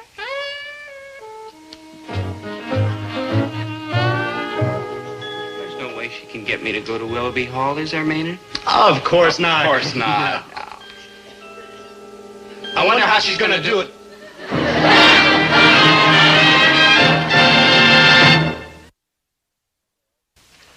I gotta kill that boy. I just got Oh, calm down, Herbert. You were young once. Never that young. Where is that kid anyway? A whole truckload of groceries in the back room to be unpacked, and he isn't home from school. What's he got, radar or something? How does he always know when there's work to be done around here? Hello, Mr. Gillis, Mrs. Gillis. How are you? Dear. Have you seen Dobie? Oh, yes, but it didn't do any good. It never does. I wanted to talk to you. Hey, what do you mean? It didn't do any good. Well, that's what I've come to see you about. Do you know about Willoughby Hall? You mean the prep school back east? Yes, that's right. It's a fine school and lots of rich people Look, go I don't there. mean to intrude, but what's this got to do with Dobie? Well, I want you to send Dobie to Willoughby Hall. I'll send him to the hospital, the bum. Do you know how much it costs to go to Willoughby Hall? Yes, I have the rates and the information right here. It's expensive, all right, but look at it this way. It's an investment in Dobie's future. Future? What future? This kid has got to wind up living off the county. That will be enough of that, Herbert Gillis. Dobie's a fine boy with a good mind and a great potential. And I am not going to stand here listening to you running him down. I happen to think that Willoughby Hall might be just the place for Dobie. He's bright and sensitive and intelligent. And maybe what he needs is to broaden his vistas and round out his personality. And get away from you for a while. I'll get right to the point. What is Dobie's best quality? I give up. He's lovable, that's what. Now, everybody that knows him loves him. Now, when Dobie goes to Willoughby Hall, he gets put in a dormitory and has a roommate. Now, who is that roommate going to be? He's going to be a rich man's son, that's who. And living with Dobie, he's got to love him. I mean, it's inevitable. So, Dobie's got a friend, a rich, powerful friend whose father owns a bank or a factory, maybe. Now, this roommate introduces Dobie to his father. And he says, Dad, this is my roommate, Dobie Gillis, who's good and loyal and true and the best friend I ever had. Now, do you think you could find a place for him in the business? And the father says, Son, if he's a friend of yours, he's good enough for me. Don't worry about a thing. I'll take care of Dobie Gillis. And that's just my point, don't you see? Somebody has to take care of Dobie. Now, where do you want him? Standing in the line of a soup kitchen or president of a bank? Make your choice. I've made my choice. The answer is no. Very well, Mr. Gillis. It's on your conscience. I've done everything I could do.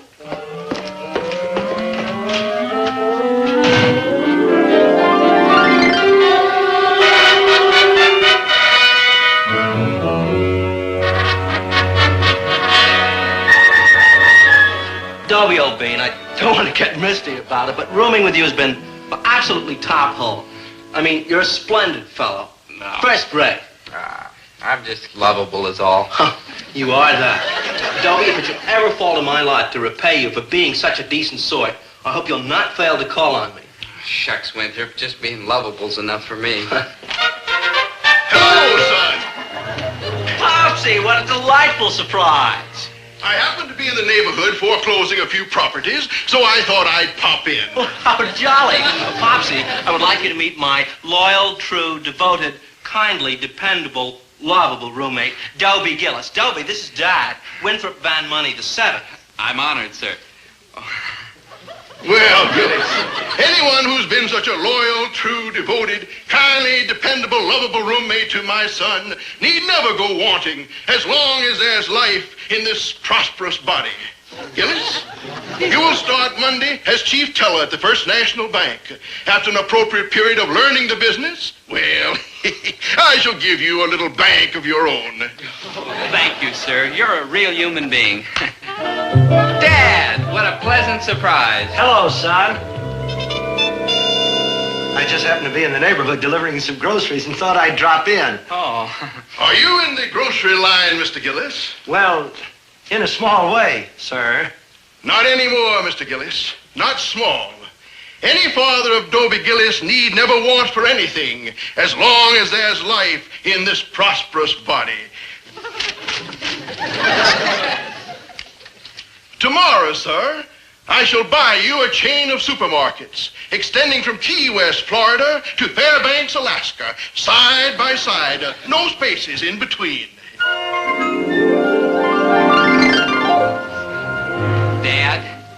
Dad? Oh, hello, son. Skip it. That's not for you, because after all, you're loyal and true and dependable and kindly and devoted and lovable. Me? Son, your mother and I love you very much, and we want the absolute best for you no matter what it costs. Dad, you mean I can have that new pair of shoes? New shoes? You have shoes you never never even wear. Now brace yourself for a wonderful surprise. You are going to Willoughby Hall. Willoughby Hall? Tut, Oh, no. Tut, tut, my boy. Oh, no. Hang the expense. Nothing is too good for my son. No, I'm not going. I won't do it. Oh, yes, you will, because I love you and I want the very best for you. And you go to Willoughby Hall, or I'll break every bone in that stupid head of yours. Dahlia Manager, you are a rat. Yeah. A rat! Oh, that can only mean one thing. You're going to Willoughby Hall. You ought to know you fixed it, you rat. Oh, well, that's a fine way to thank me. Thank you for what? I'll be hundreds of miles away from you, one dreary, lonely, miserable day after another. Oh, you poor fool. Don't you want me to be your girl? More than life itself. Then go to Willoughby Hall, make contacts, be a success, and amount to something. But you love me. I know, but I can't be selfish. I've got to think of my family. You mean your father's kidney condition. Isn't he getting any better? Well, I don't know, but it's hardly something you talk about. Of course, yeah. Now, look, Dobie, stop moping around. Willoughby Hall is your golden opportunity. Listen, Thalia, what if I settled down and turned over a new leaf? I mean, started getting good grades and everything. Good marks. Why, tomorrow we're having a math test that you're going to flunk with a big thud. I'm not going to flunk. I'm going to get 100 on it. Boy, you are sick. I mean, you need attention. If I get 100 on the math test tomorrow, will you let me stay here and be my girl? If you get 100 on it, I'll pull you all around town in a rickshaw. Never mind the jokes. Answer my question. All right, Dobie, if you get 100 in the math test, I'm yours.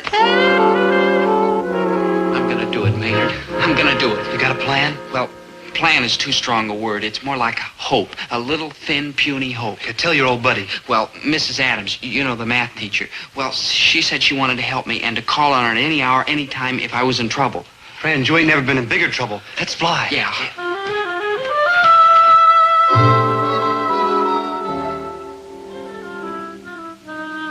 Darling, please. It's the math test for tomorrow, and it's very important, honey. I'm just double-checking. Swell. Ruthie, I want to remind you of something. You've got a husband. Whom I adore. Darling, if teaching ever came between us, I'd give it up in a minute. But you work all day, and Dan goes to school, and I can't just sit around and be useless when there's such a crying need for teachers. You're right, Ruthie, and as you know, I'm all for it. But you know, I got to thinking, it's been 6 months since we went anywhere or did anything. And what do you say we go to a movie tonight, right now? That's a wonderful idea. Well, great. There's a good one at the Bijou. I think we just got time to catch the first feature. Haven't we forgotten just a little something? Oh, yeah, the kid. Well, what's the problem? We'll get a sitter. Where are you going to find a sitter at this hour? Well, he's in bed. Couldn't we just sneak out for a couple of hours? The answer is no. No on 2 counts. 1, we cannot sneak out for a couple of hours. And 2, he is not in bed. Regarde the KID. Hi, Slugger. Mr. Adams, I'm Dobie Gillis. We met at school this afternoon. Oh, yes. Uh-huh. And this is my friend Maynard G. Krebs. Like hi. Like hi. I'll tell you why we dropped by, Mr. Adams. Oh, pray do. Uh-huh. Well, you see, sir, this afternoon, Mrs. Adams, your wife, you know. I remember her vividly. Well, she said she wanted to help me and that I heard. Call on her anytime, any hour if I was ever in trouble, which I am now. So you thought you'd come over for a little private tutoring? Yeah, I guess you could call it that. You too? Oh, no, I just go where Dobie goes. I'm like his best buddy. Ah. Yeah, actually, I didn't want to come here at all. I was going to the Bijou. There's a gas of a movie there. So I've heard. Yeah, I saw it 6 times. I want to see it again. It's like the last night. Uh-huh. Boys, come in and sit down. Oh, thank you. Let me ask you a question, boys. Do you like Mrs. Adams? As a teacher, I mean? Oh, she's fine. She's 100% with me. Thanks, boys. Boys, you know what a teacher's life is? Well, it's long hours, it's hard work, it's tedious detail. How come she don't kick it? Because she wants to help you. And you. Oh, she's all heart, that woman. Yeah. If you could brighten her life a little, if you could bring her one small moment of pleasure, you'd do it, wouldn't you? Sure, but what can we do? You can sit with our little boy tonight while I take Mrs. Adams to the movies. While I bring a couple of hours of sunshine into her dark and dismal life. Now, boys, can you find it in your hearts to say no? Not us, Pops. Thank you, boys. Thank you. Why, Maynard, Dobie, what are you doing here? They're going to sit with Dan tonight while we go to the movies. Isn't that wonderful? What? Come on, dear. Let's But not I dawdle. don't understand. He's right, Mrs. Adams. You better get moving. You don't miss the part where the monsters of ours, Cleveland. Cleveland? Come on, dear, quickly. Esmond, I have to hide those test papers because those boys have to take the test tomorrow. Oh, I got you, baby. Boys, I don't think there'll be any problem. The kids' room's at the top of the stairs to the left. The kitchen's out there. Here's the phone. The phonograph is over there. The cookies are in the cookie jar. The ice cream is in the freezer. God's in his heaven and all's right with the world. Good night, boys. Someday that you explain all Yeah, this. maybe someday. Thanks. Thanks a lot. It's all I needed tonight, babysitting. Oh, cheer up, Dope. It ain't so bad. Well, what's good about it? They got a record player, man. They got a record player. Big deal. Oh, boy. Brahms, Mailer, Bass? It's Bach, Maynard, Bach. Yeah, Bach. Where's the jazz? I can't find no jazz. What do they need with a record player? They ain't got no jazz. Must be someplace.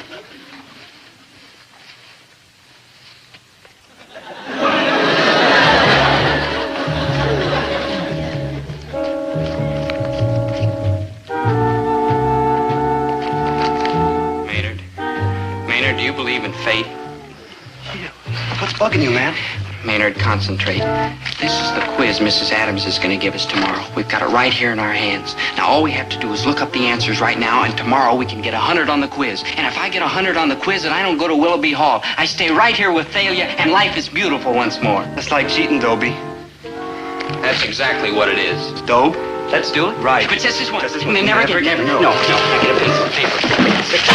First question, number 8.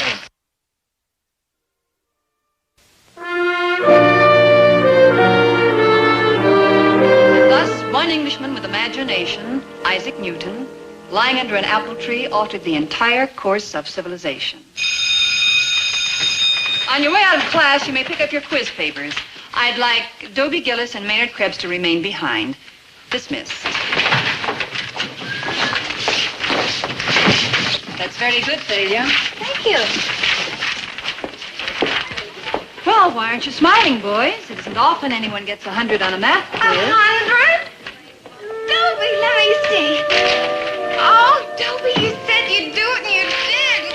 You turned over a brand new leaf. Oh, I'm so happy. You mean I don't have to go to Willoughby Willoughby Hall? Hall, no. I just thought it would be the best thing for you and for us. But now we can be together forever and ever and ever. Is there anything you'd like to tell me? No, ma'am. Nothing at all? No, ma'am. Maynard? I'm with Dobie. I see. That's all, boys. You may go. Let's go to the ice cream parlor. This calls for a celebration. Oh, and I've got a little shock for you. I'm buying.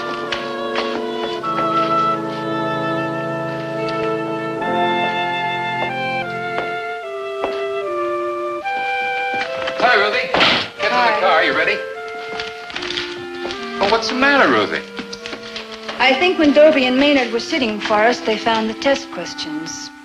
I think they cheated on the exam. Oh, come on, Ruthie. They look like a couple of nice kids. What makes you say a thing like that? Dobie got 100 on the test. Well, it's possible.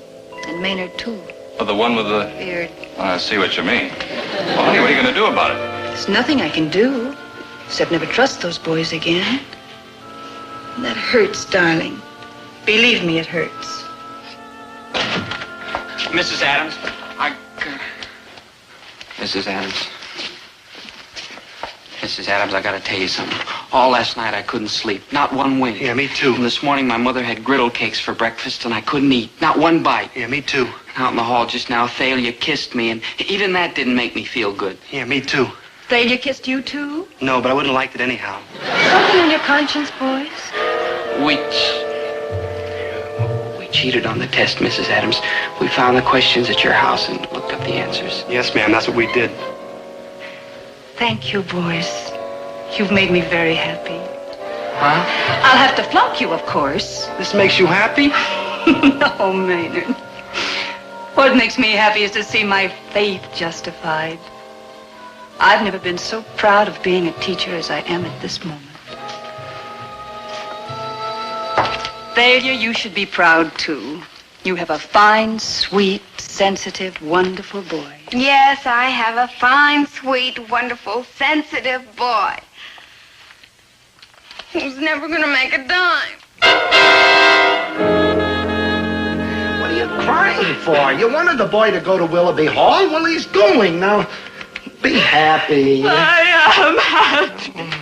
I think you can manage a little smile. Here he is. Well, I guess this is it. He'll love it there, Winnie. He'll meet a lot of wonderful people. He'll get buddy-buddy with his rich roommate and go to all those fancy places. Oh, he's going to have a fine time.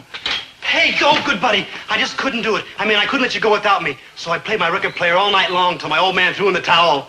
You mean? Yeah, I'm going to Willoughby Hall, too. Hey, great. Yeah, but wait to hear the zinger. I call the guy in charge. Yeah, what do you call him? Warden. Dean. Like that. And you and me, buddy, are roommates. No. Oh, no, Willoughby Hall. That's what this is going to be. Your roommate, you go right upstairs and I'm going to the store, so this could be your roommate. Out! Go to the back! Out! I'm hurt! I'm hurt! You'll laugh,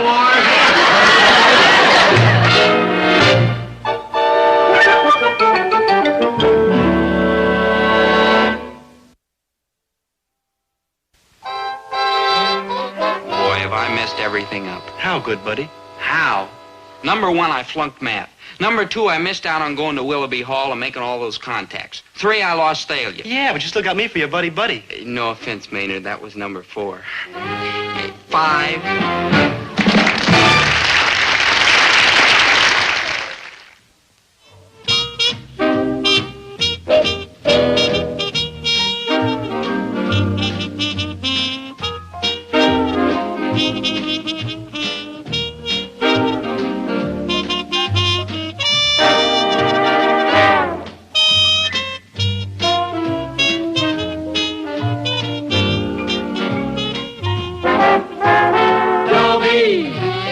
Once a gal was dreamy, Dobie.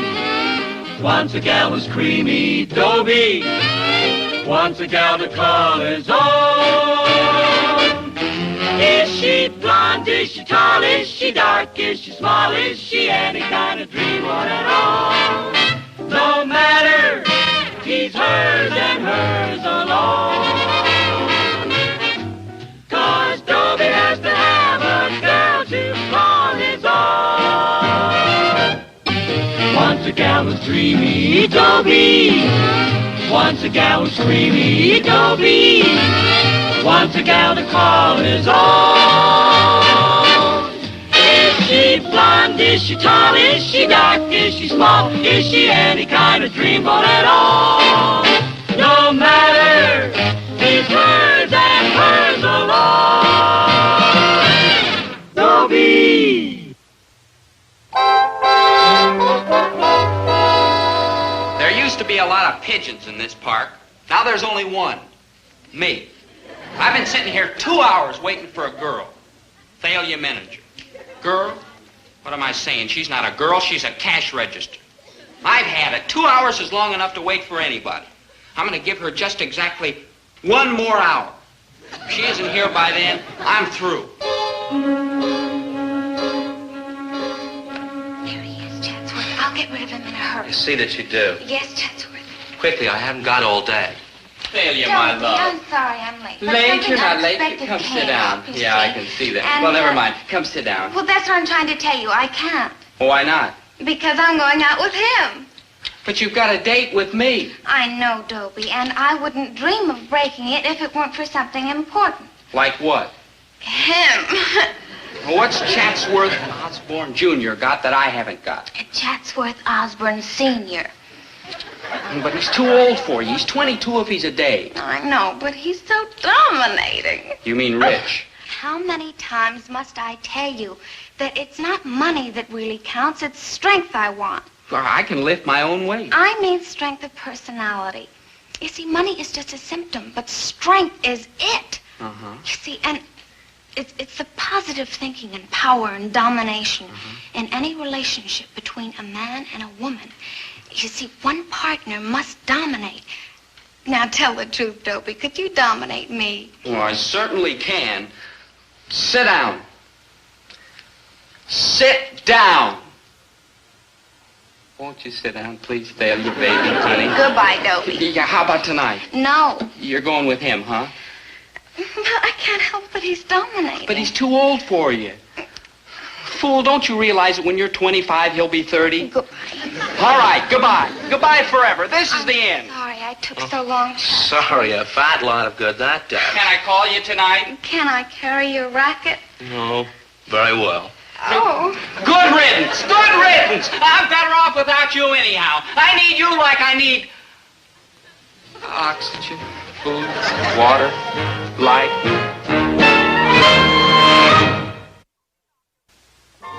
We won't be long, Dobie. We're going down to the bank.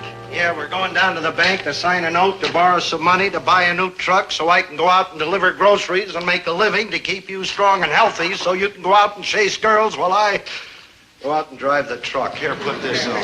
No, I don't need it, Dad. Put on the apron. This isn't a lending library, you know. It's a grocery store. Now put it on. He doesn't need to put on the apron, Herbert. Stop bullying the boy. He can put it on for 15 minutes. Oh, okay, Dad, if it'll make you happy. I don't ask to be happy. All I ask is that you wait on any customers that come in and put the money in the cash register, which reminds me.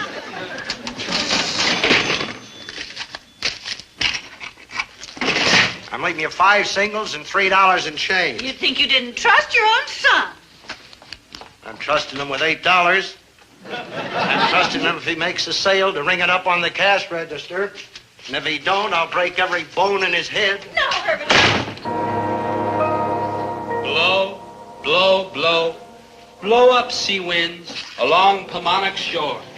I wait and I wait till you blow my mate to me.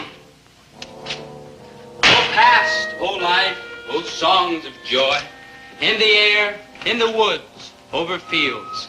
Love, love, love, love, love. But my love no more with me. We together no more. Oh, failure, failure. Oh, hi.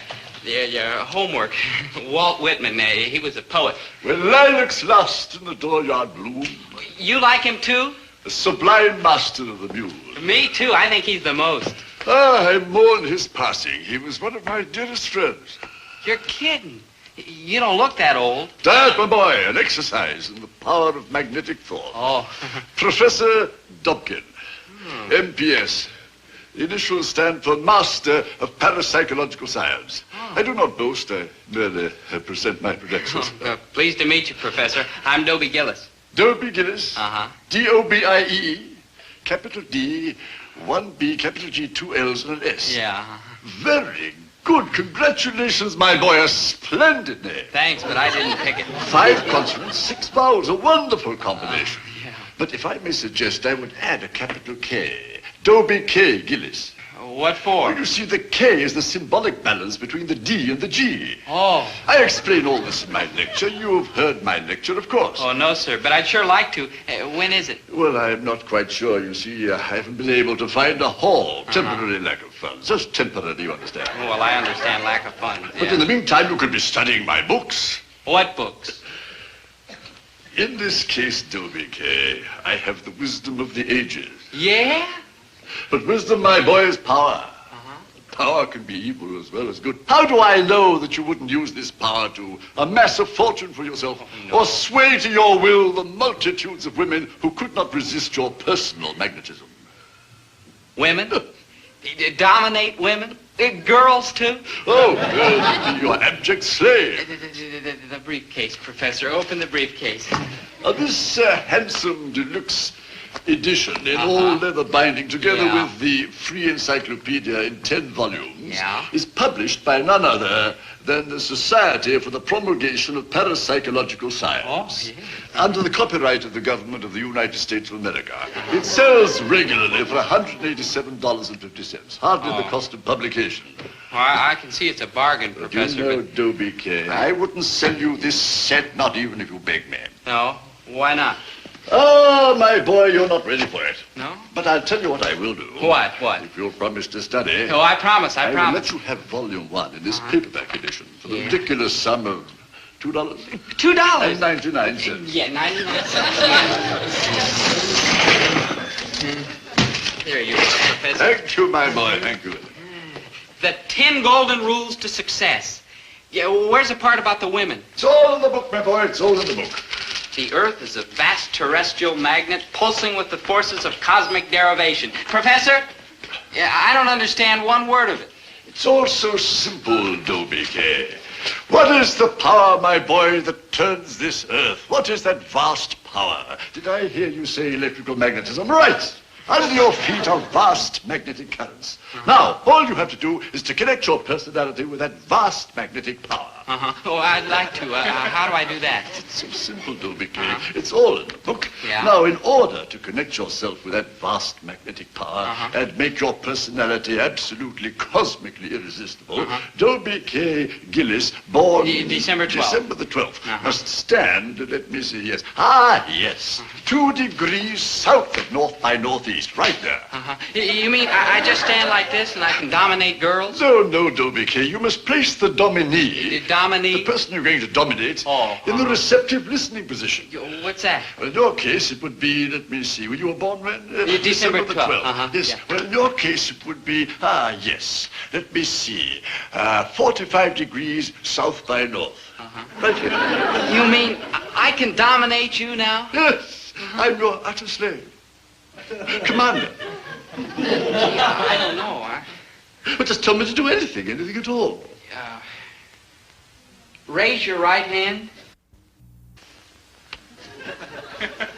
Wow. Anything else? Yeah. Raise your left hand. Oh, boy, wait till I get that failure manager. Aren't you going to release me, Dobie? Oh, yeah. Put him down. Be careful how you use that magnetic power, my boy.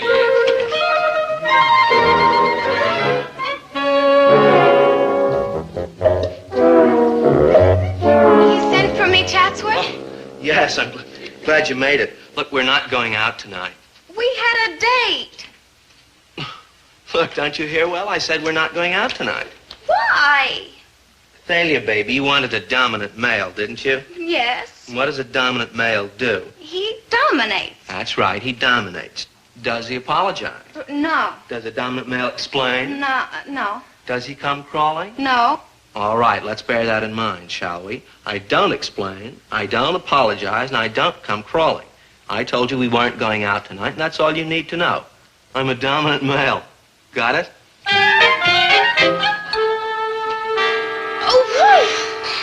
Oh, the nerve of some people.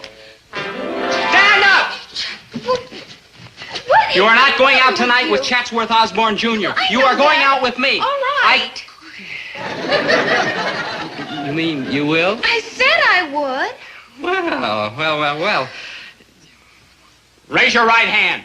Boy, are you kooky. Pick me up at 7.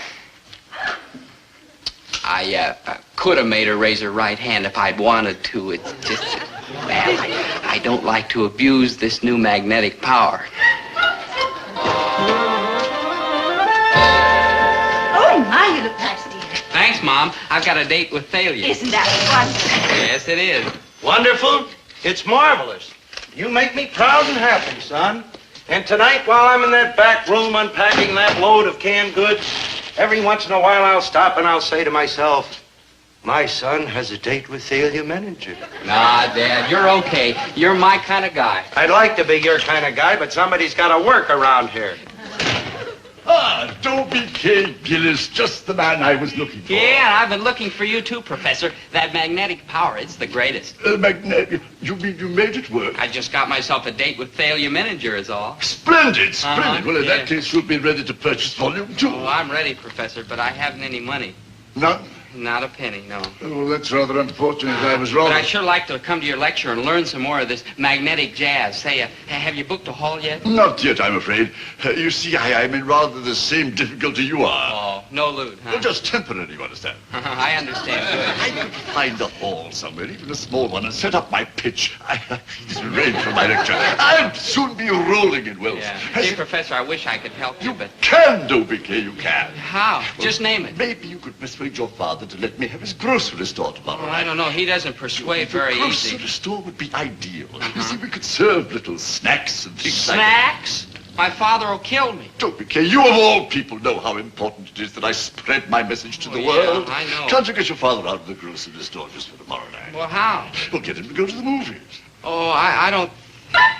Say, maybe I could use my new magnetic power. Make him go to the movies. Sure, I can do it. I don't think I would if I were you, Dobie. Dobie? Dobie K. Remember, I'm attuned to the greatest force in nature. I can feel the cosmic energy coursing through my body. Professor, my father will be at the movies tomorrow night. Count on it. Take my advice and have a little more experience. Read volume 2. I hope there's a train out of town tomorrow night. Well, another day, another dollar. Winnie, let's you and I go upstairs and take off our shoes. Sit down and watch television, huh? No. No what? No television. What's wrong with television? There is nothing wrong with television, but you and I are going out tonight. People who stay home night after night stagnate. I've been reading those women's magazines again. Never you mind what I've been reading. We are going out to the movies tonight. Not me, baby. I am going upstairs and stagnate. Herbert, I won't let you. Whether you like it or not, I am going to broaden your cultural base. At the movies? No arguments. We are going to the movies, and that's final. Okay, but you don't argue fair. Dad, turn this way, will you? Hey, what do you think you're doing? Oh, I'm putting you in the susceptible listening position. What? Just a little more. That's fine. Now listen carefully. You are going to the movies tonight. Okay, I'm going to the movies. Well, everybody get off my back. Welcome,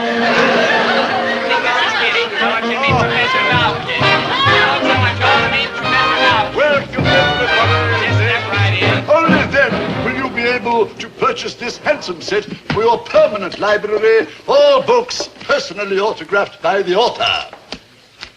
Hey, Dobie. Got any more of these potato chips? Oh, yes, madame. Let me read to you the table of contents. Chapter 1, diet and exercise and the power of magnetic thought. 2, love, the cosmic influence. 3, men, women, and... No, I see we're a mixed audience here. I will leave you to read the table of contents for yourselves, ladies and gentlemen. Dobie, the first ones were saltier. Haven't you got any of them left? You had to broaden my cultural base. But why leave in the middle of a feature? Some feature, the monster who devoured Cleveland. Well, I thought it was, different. Well, it was different. The monster devoured Cleveland in one go. Not section by section or suburb by suburb. No, he ate up the whole city in one big mouthful. Oh, and those kids in the audience smooching and lollygagging all over the place. That wasn't a theater we were in. That was the Tunnel of Love. Now, Herbert. I don't have the key upstairs. We'll have to go through this door. And when they weren't smooching, they're eating peanuts, popcorn, chewing gum, potato chips. I felt like I was sitting in the middle of a delicatessen counter. Well, they have a right to eat. Only after you have finished reading. It's all right. Dobie's here. You're a little late, folks, but come in. You're welcome. Dobie, get rid of these freeloaders now. I'm going to take care of you. No, Dad. What? Dad, don't make me put you in the susceptible listening position. What? Don't make a scene, dear. These people are our customers. Herbert Gillis, you will be quiet. You will let these people stay here because I, Dobie K. Gillis, command you to. Okay. Good. This fine young man will now pass among you. If you feel weak, debilitated, badly used and put upon, Would anyone simply care to buy a give copy this of young man this book? a paltry sum of Books, The Power of Magnetic $3.99, and the key to success is yours. Read it, ladies and gentlemen. Mom, buy a book, please. Please buy a book. The Power of Magnetic Thought, only $3.99. Please buy it, Mom. Dear, this please, is nothing to sweat please, over. please. Oh, thank you, Mom. Winnie. Thank you. Why? Thank you, madam. Thank you very much. Now, how about the rest of you ladies? You husbands, doesn't happiness mean more to you than the insignificant sum of $3.99? Ladies, what can you buy for $3.99? cold cream, face powder, lipstick. Ah, foolish ladies. In this book, you will find the beauty secrets of Cleopatra, the siren of the Nile. Cleopatra didn't have a beauty shop to go to, yet she knew how to reduce the mighty Caesar to helpless idiocy and make the great Mark Antony her devoted slave. And how about you gentlemen, you pale, puny men? Wouldn't you like to increase your vitality, win new friends, find better jobs, get rid of those pot bellies, all for the insignificant sum of $3.99? Well, what are you waiting for? Get your coffee now!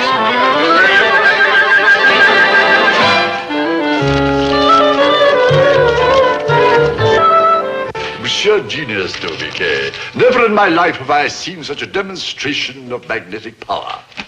Now listen, you old fraud, you. Dad, what are you saying? You shut up. I didn't mind it so much when you were just an ordinary bum, but now you're a swindler, too. Swindler? Why, magnetic power is a force that rules the world itself. Well, how do you think I got a date with Thalia last night? Not only last night, but tonight, tomorrow night, and the night after that. And how do you think I got you to go to the movies? Now, I don't know how you got the date with Thalia, chloroform probably, but you did not get me to go to the movies. Your mother did. Oh, no, Dad. I put you in the susceptible listening position. Dude. No, dear. Getting your father to go to the movies was my idea. It was all arranged before you came in. It was? Hello? Yeah, he's here. It's for you, Sven Galley. Hello? Hello, Dobie. Thalia. I'm not going to go out with you this evening. But you promised. I know, but Chatsworth Osborne Jr. just dropped in. Oh. So I won't be seeing you tonight. Oh. Or tomorrow night, or the next night, or the next night. Chatsworth Osborne Jr.? I'm sorry, Dobie. But what can I do? He's a dominant male. Yeah. Professor, all that stuff about magnetic power, it's not true, is it? All right, tell him. Your father's right, Dobie K. It's a fake, all of it. I'm sorry. Thanks a lot. My book's a fake, Dobie K, but you are not. Forget all that nonsense about magnetic forces. Your power is in yourself. I saw it at work tonight. Believe me, son, sincerity like yours doesn't come along very often. That's your power, Dobie K, the truth inside of you.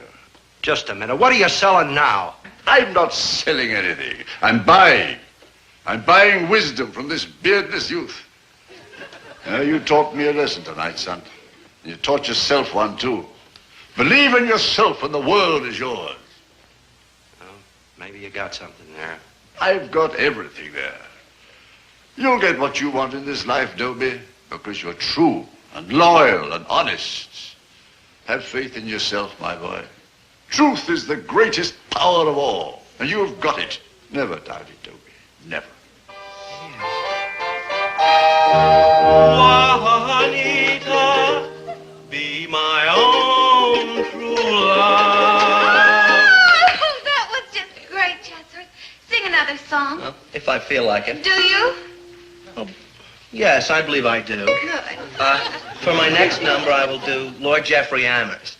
It's an Ivy League song, you know. Oh, Chatsworth. I'm about to sing. Oh, Lord Jeffrey Amherst was a soldier of the king, and he came from across the sea. You! Me? Out! My dear young lout, you know what you're saying? I'm saying out. Oh, this is so exciting. Go ahead. Are you looking for a fight here? Do you want to fight? I'll fight. Oh, I know you're intercollegiate boxing champ, and I know you'll knock me down. But each time you knock me down, I'll get right up and take another swing at you. And finally, you'll get tired knocking me down, and then I'll knock you down. Because, and hear me good, Chatsworth Osborne Jr., there's no way in the world to beat a man who doesn't care if you kill him. And I don't care, because if I can't have failure, I just as soon be dead. So come on, let's fight. Well, I think not, Dobie. Then out. Just one moment, please. Are you sure you know what you're doing? Out. All right, I'm leaving. I just wanted to make sure that you're sure. About what? About what you're doing. I know what I'm doing. I'm fighting for the woman I love. Oh, yes, that's fine and very noble, I'm sure. But in order to have this woman, you must dominate her. Do you think you can? Of course I can. Now stop, Gillis. Stop and look. Is this an ordinary girl? No.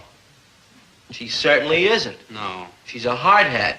Now, just a minute. Oh, hush up. I'm trying to help you.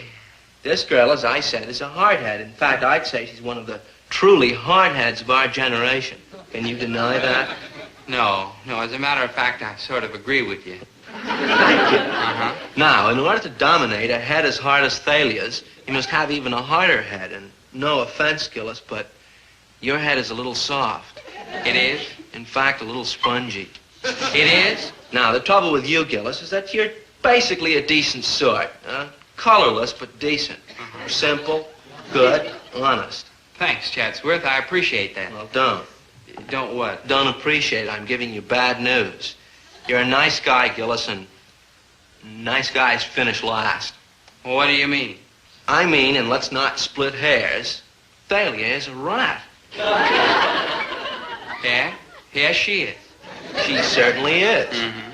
And in order to dominate her, you've got to be even a bigger rat like me. That's why I'm telling you in all sincerity, leave, Gillis. Leave, run, flee, escape before this monster grinds you up. Chatsworth, I thank you for your good advice, which I am not taking. She's a monster. Yes, she is. She's a monstrous monster.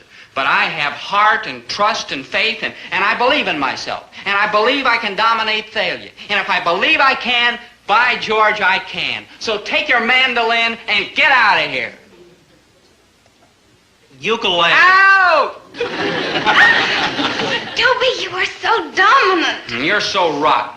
Listen, if you want to be my girl, you'd better mend your ways, because I'm decent and loyal and true, and I'm not wasting my time with anybody who isn't worthy of it. Yes, Dobie, darling Dobie. Also, I'm thirsty. My dominant man. I'll go make you some lemonade. Yeah, and be quick about it. Okay.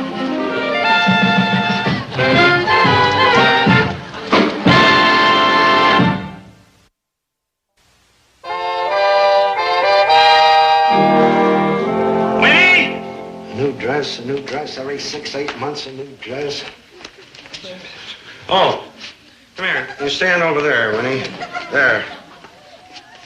You are now in the susceptible listening position.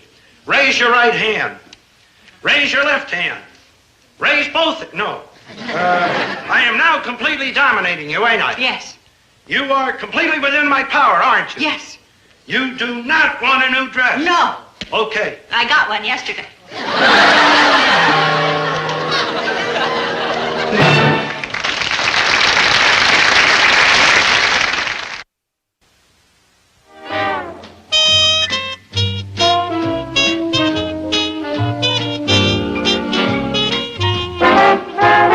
Dobie, once a gal was dreamy. Dobie, once a gal was creamy. Dobie, once a gal to call his own. Is she blonde? Is she tall? Is she dark? Is she small? Is she any kind of dream on her own? No matter, she's hers and hers alone. 'Cause Dobie has to have a girl to call his own. Once a gal was dreamy, Dobie.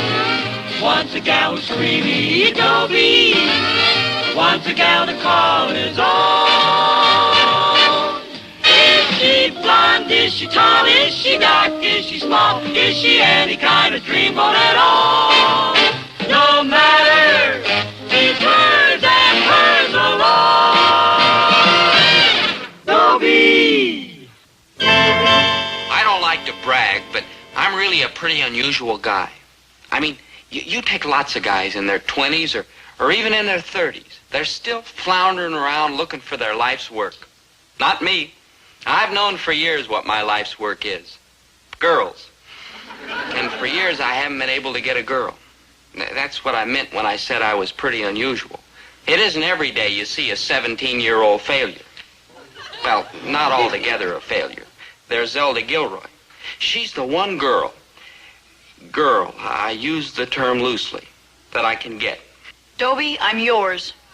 Zelda, let me put this to you as kindly as possible. You're a wonderful girl, but you Just wait till I fill out.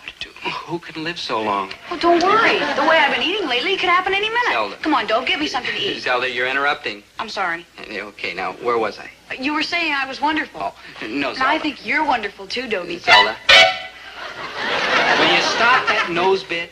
You did it right back. Look, I keep telling you, it's a reflex. Like when somebody yawns. You yawn too. But watch.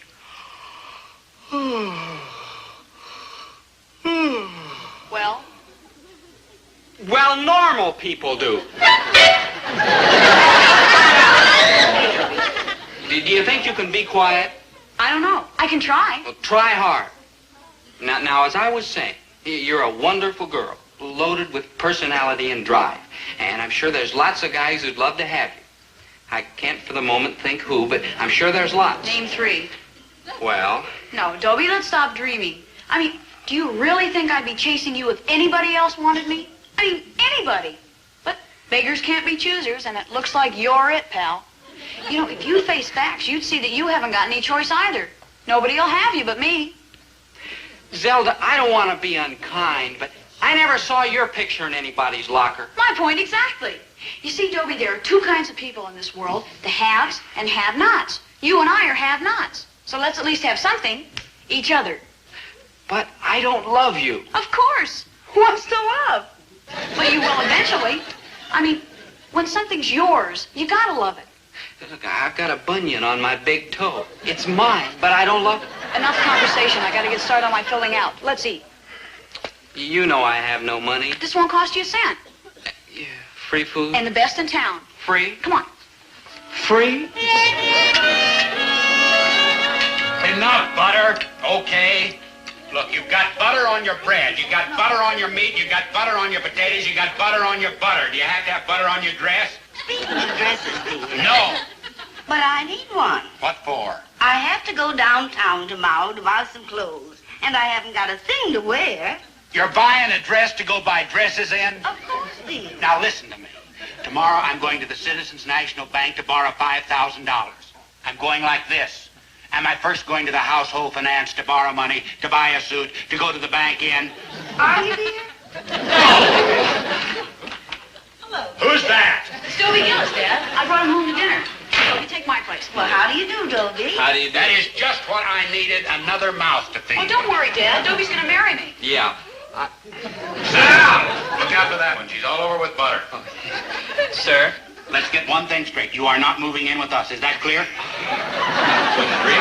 Okay, you have my blessing. Eat it. But, dear, don't you think Zelda's a little young to be getting married? No. Any further questions? Sir? Well, where are they going to live? Oh, I've got it all figured out, Mom. Dobie's dad owns a grocery store. Over on 9th and Main? I know the place. I know the old man, too. Red-headed guy. Kind of a nut. That's him. You know Dobie Gillis, huh? Well, I figure you can't starve to death in a grocery store. That's smart thinking, daughter. Well, at least I got one winner out of this litter. Now, we'll talk about the dowry. Dad, girls give the dowry. All right, I'll waive the dowry. Who cares about money anyway? Love's all that counts. And Zelda, if you and this Dobie. This Dobie love each other, I am proud to welcome him into the family. And let me take... Went that way.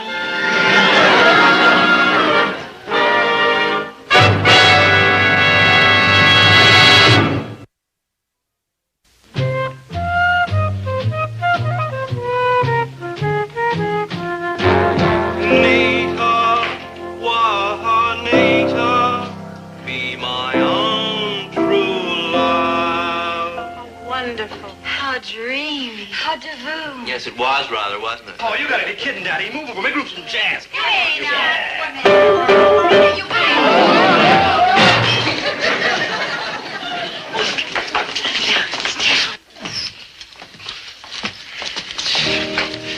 Hey, Big Daddy. Chatsworth Osborne Jr. He's got all the luck. What luck? He ain't got luck, he's got girls. What could be luckier? Dobe, I keep telling you, girls are like no good. What could be better? They spend your money. I don't have any. And they like lying to you. I don't care. And they hit you. Maybe you, not me.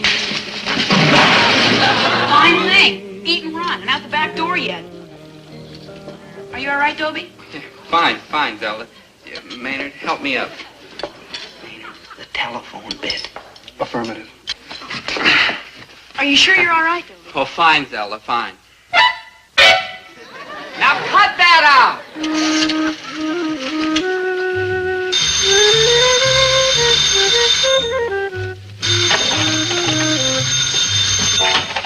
Hello? Hello, is Zelda Gilroy like there? Who's this? This is Dad Gilroy. I'm like her father. You sound a little young to be a father. Yeah, don't I? Down at the lodge, they call me boy father. Come on, get logging, man. Go fetch a chick. It's like urgent. Okay, Maynard.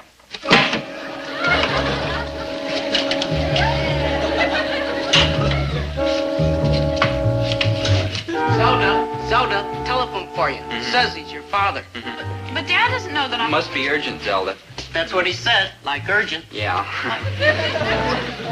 Thanks. Hello? Hello?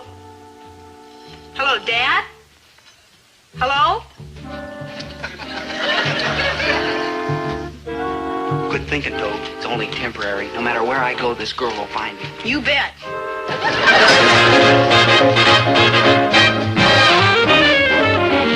Oh, boy, that's Zelda. Say that again. Oh, boy, that's Zelda. Maynard. I really appreciate the way you're working around here, and I especially appreciate how you won't take any money for it. But do you have to call me Father Gillis? Don't get used to it, Father Gillis. That boy is mine. Watch. Zelda, dear. Yes, Mother Gillis?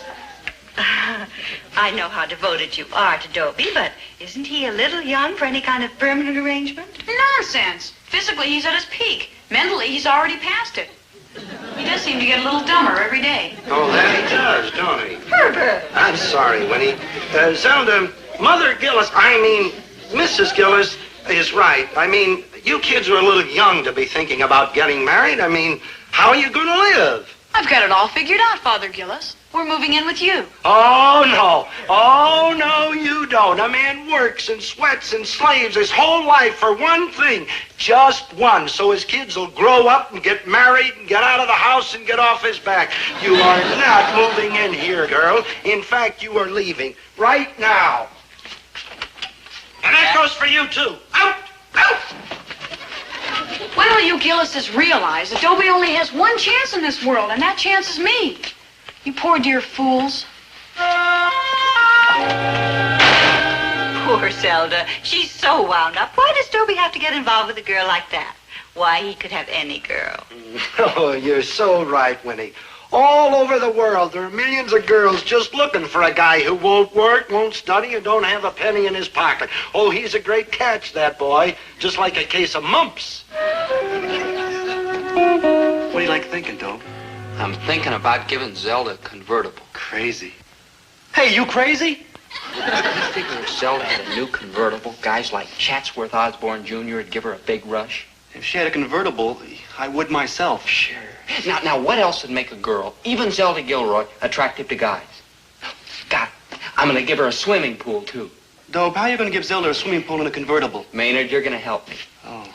And while hey, you crazy? We're going to make Zelda an heiress. We're going to give her old man a big fortune from some rich millionaire uncle, like his Uncle Max, rest his soul. What Uncle Max? Maynard, we're going to plant a rumor. A genius. That's what you are, Dobe. A teetotal, genuine genius. Yeah. Hey, look who's coming. It's fate. Hi, Chatsworth. Hi, Al. Girls. Hey, you fellas heard the latest? Quiet, blabbermouth. I thought we were going to keep this to ourselves. That'll be all, girls. Yes. Well, hi, chaps. What is the latest? Well, what? Well, I suppose if you promise to keep your trap shut, yes. No, you're kidding. Old man Gilroy? $1 million? It's tax-free. And a brand new sporty red convert. Mm-hmm. Maybe she'll buy it from your old man, Al, if you don't prefer foreign cars. And a swimming pool? A beautiful kidney-shaped pool with underwater lights, yes. Uh-huh. They're just making it up. Yeah, sure. That's right, fellas. A big joke. But you were too smart for it. Yeah. So it is true. Skinny Zelda Gilroy? Al, baby, you're speaking of the woman I love. Yeah, me too. I gotta hand it to you, Dobe. Well. I mean, when some fellas get an idea in the head, it like goes round and round in circles. But with you, it's different. I know. When you get an idea in your head, it goes right to the point. Thanks, Maynard. More or less. Yeah, but that Junior Osborne cat's like loaded. Why'd he like flip when we tell him sell to hit pay dirt? Ah, that was my master stroke. You see, Maynard, the reason Chatsworth is suddenly so interested in her is because now he thinks they both got money. It's like, who does a man like, say, Mr. Vanderbilt marry? Mrs. Vanderbilt. Who was she before she was Mrs. Vanderbilt? Same chick. Maynard, follow me. Now, people with money search out other people with money. They stay in their own class, in their own social and economic group. Like horses? Yeah. Horses? Yeah. Take a rich boy horse that just won the Kentucky Derby. You don't find him hacking around with some broken-down lady horse who's been slogging through life with a milk wagon. That's right, Maynard. Crude, but right. And cars. Now, them big high-power jobs. Would they be caught dead in the same showroom with a low-price 3? No, now... Yes, cows. With a blue-blooded heifer mingled so... Maynard, please! Enough. Now, the main thing is that a fellow like Chatsworth Osborne, Jr. is always afraid girls are after him for his money. But now he figures he's got no reason to be scared of Zelda. Even pigs! A pedigreed hog! The whole principle's like very obvious. Maynard, thank you for showing me the big picture. Anytime. Now, look, Chatsworth will take Zelda off my hands because we're working on an infallible theory. Rich attracts rich. Rich attracts like poor, too. True. Come to think of it, rich attracts like everybody. Come to think of it, I just hope Zelda attracts like somebody. Like anybody. Yeah. No. And stop phoning me here. And you stop pestering me on the street. In short, Chatsworth Osborne, Jr., drop dead. Chatsworth Osborne, Jr.? Look, first you tell off Alfred Wilson, whose father has the biggest auto agency in town. Now the son of the president of the bank where I'm trying to float a loan.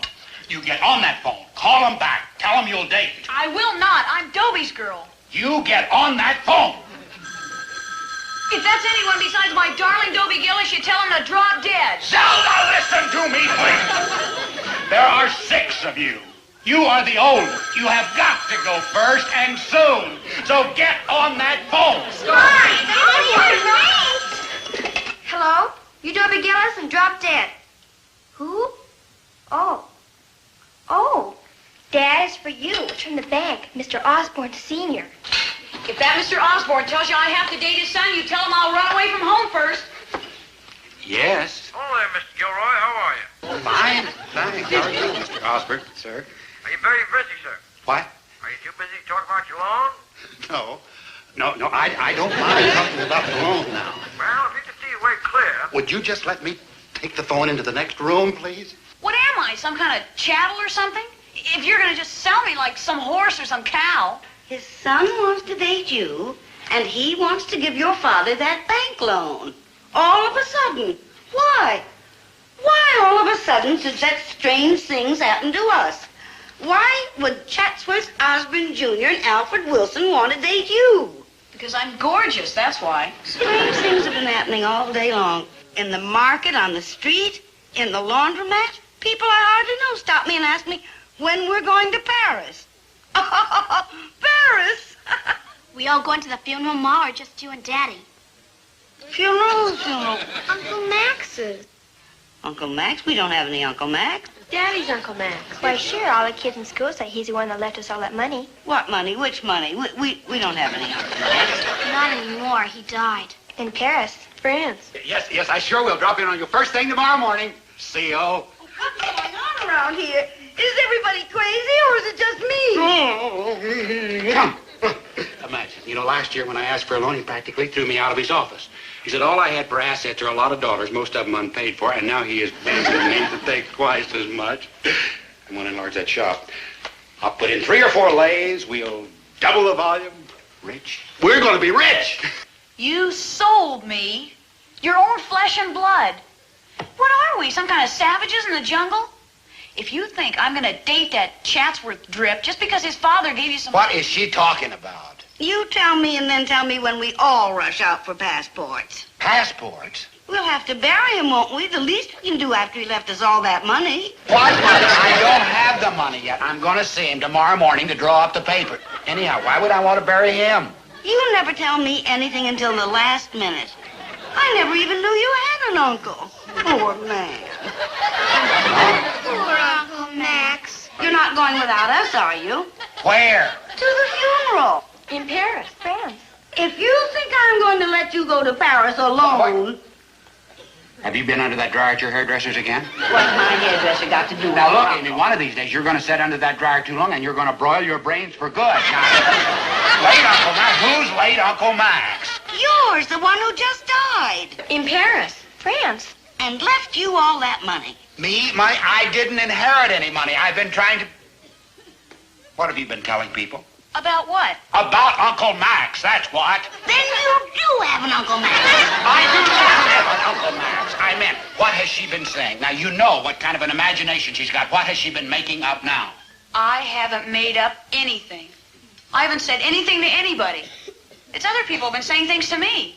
Nutty stuff, like I'm getting a new car for my next birthday. Or I'm going to Europe to finish finishing school. Or how soon is our swimming pool going to be finished? Swimming pool! We're going to have a swimming pool. How lovely. When do we begin? What? Swimming pool. Using what for money? Swimming pool. Now, don't be silly. Well, if we can't go to Paris, France, why can't we at least have a swimming pool? Yeah, we could swim in it. The whole family could enjoy a swimming pool. I cannot afford a pool. But you're getting a loan from the bank. The loan is for the shop, not a pool. But don't you see, dear, it would be an investment. In what? Water? In your daughter's future. With a pool, there'd always be plenty of boys around. You're the one who keeps worrying they'll never find husbands. Well, what better way to bring men around? And someday, when they're all married, the pool will still be here, and you and I can swim in it. No.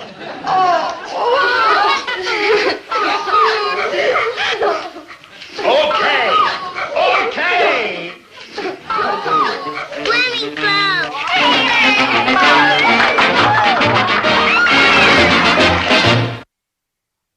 Hi, Mom. Dad. Like hi. Hello, dear. What you got to eat, Mom? There are sandwiches upstairs. What kind? If you don't like our sandwiches, why don't you eat at home? Oh, they're worse. This one he keeps. Zelda, he threw back. Zelda? What about Zelda?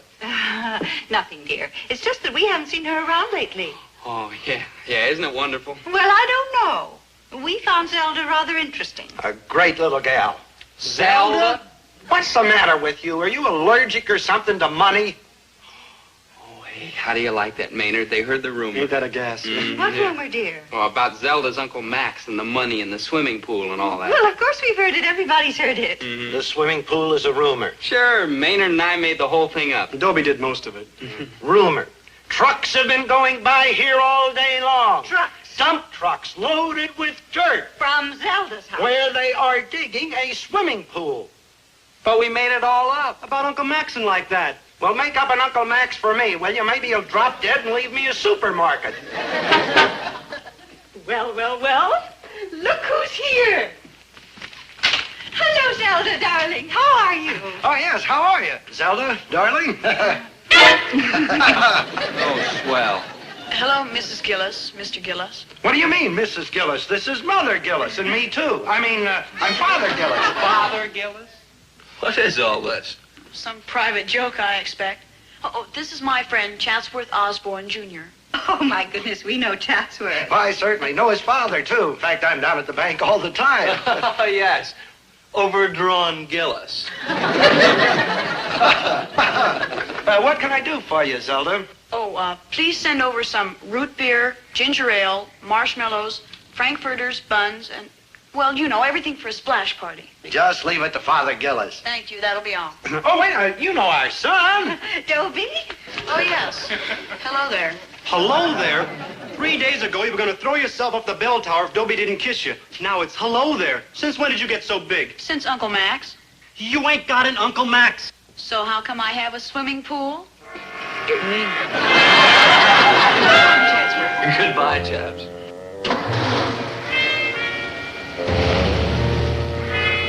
Oh, I gotta Kill that boy? That's right. Me too. I don't get it. You get it because I don't get it. No. Me neither. We made up Uncle Max. You were right there. Yeah. Dobe, you don't suppose we really made up an Uncle Max? I mean, we made up an Uncle Max who really was. I mean, like an Uncle Max really. Ooh. I mean, like those science fiction pictures, you know, where they like imagine something and it like really happens. Well, I get like chills. You know, I mean... Maynard, I know what you mean, and it's ridiculous. Oh, don't be too sure, Dobe. There's a lot of things in this world that can't be explained. Maynard. Take electricity. I may take electricity later. Right now, I'm going to take my swimming trunks. Where? To Zelda's pool. If I made it up, I may as well swim in it. Well, hi, Zelda. Chatsworth Dock, pal. When do we get to go in the pool? Yeah. When we get Zelda married off. And you two will wait till we get those two married off. Then when we get you two married off, Swimming pool. 14, 15 years yet. Hi, Mr. Gilroy, Mrs. Gilroy, kids. Yeah, I hope you don't mind. I think I'll just change into my trunks. Where do you think you're going? Swimming. Zelda invited me. When? Well, generally, that is. You see, I'm Dobie Gillis. Hi, Zelda. Zelda. I'm Dobie Gillis. Oh, yeah, tough. I guess she didn't recognize me. I'll just go tell her again who I am. Hold it! But I'm Dobie Gillis. Zelda was going to marry me, remember? I remember good. Now, look, we could get without a swimming pool. With an investment like this, buddy, we are after bigger game. You do understand, Dobie? Yes, ma'am. Goodbye. Well, let's see. 14, 15 years till the baby's married, then you and I get the pool. It's a long time, but it ain't forever. So. Darling, a little more than 14 or 15, maybe 18 or 19. Yes, there's going to be another little Gilroy.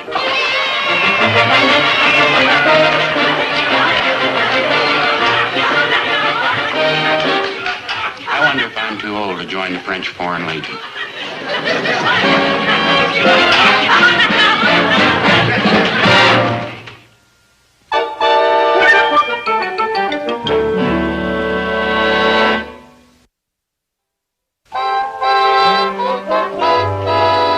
Hello, Dobie. What are you doing here? I love you. Oh, go swim in your pool with Chatsworth Osborne Jr. Haven't got a pool. What do you mean? Oh, they found out it was all a rumor about Uncle Max and the money, and they repossessed the pool. Repossess the pool? Zelda, how do you repossess a pool? I don't know. All I know is I came home from school, it was all gone. The diving board, the water, the lights. The tile. Everything. So it's you and me again, huh? That's right, Dobie, you and me. And a hole in the ground.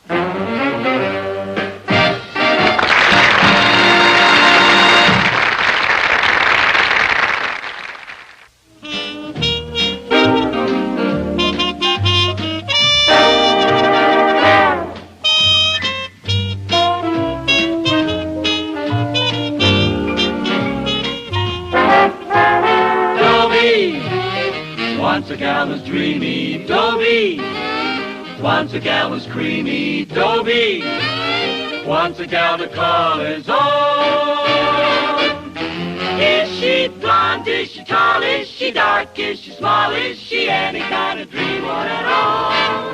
No matter, she's hers and hers alone.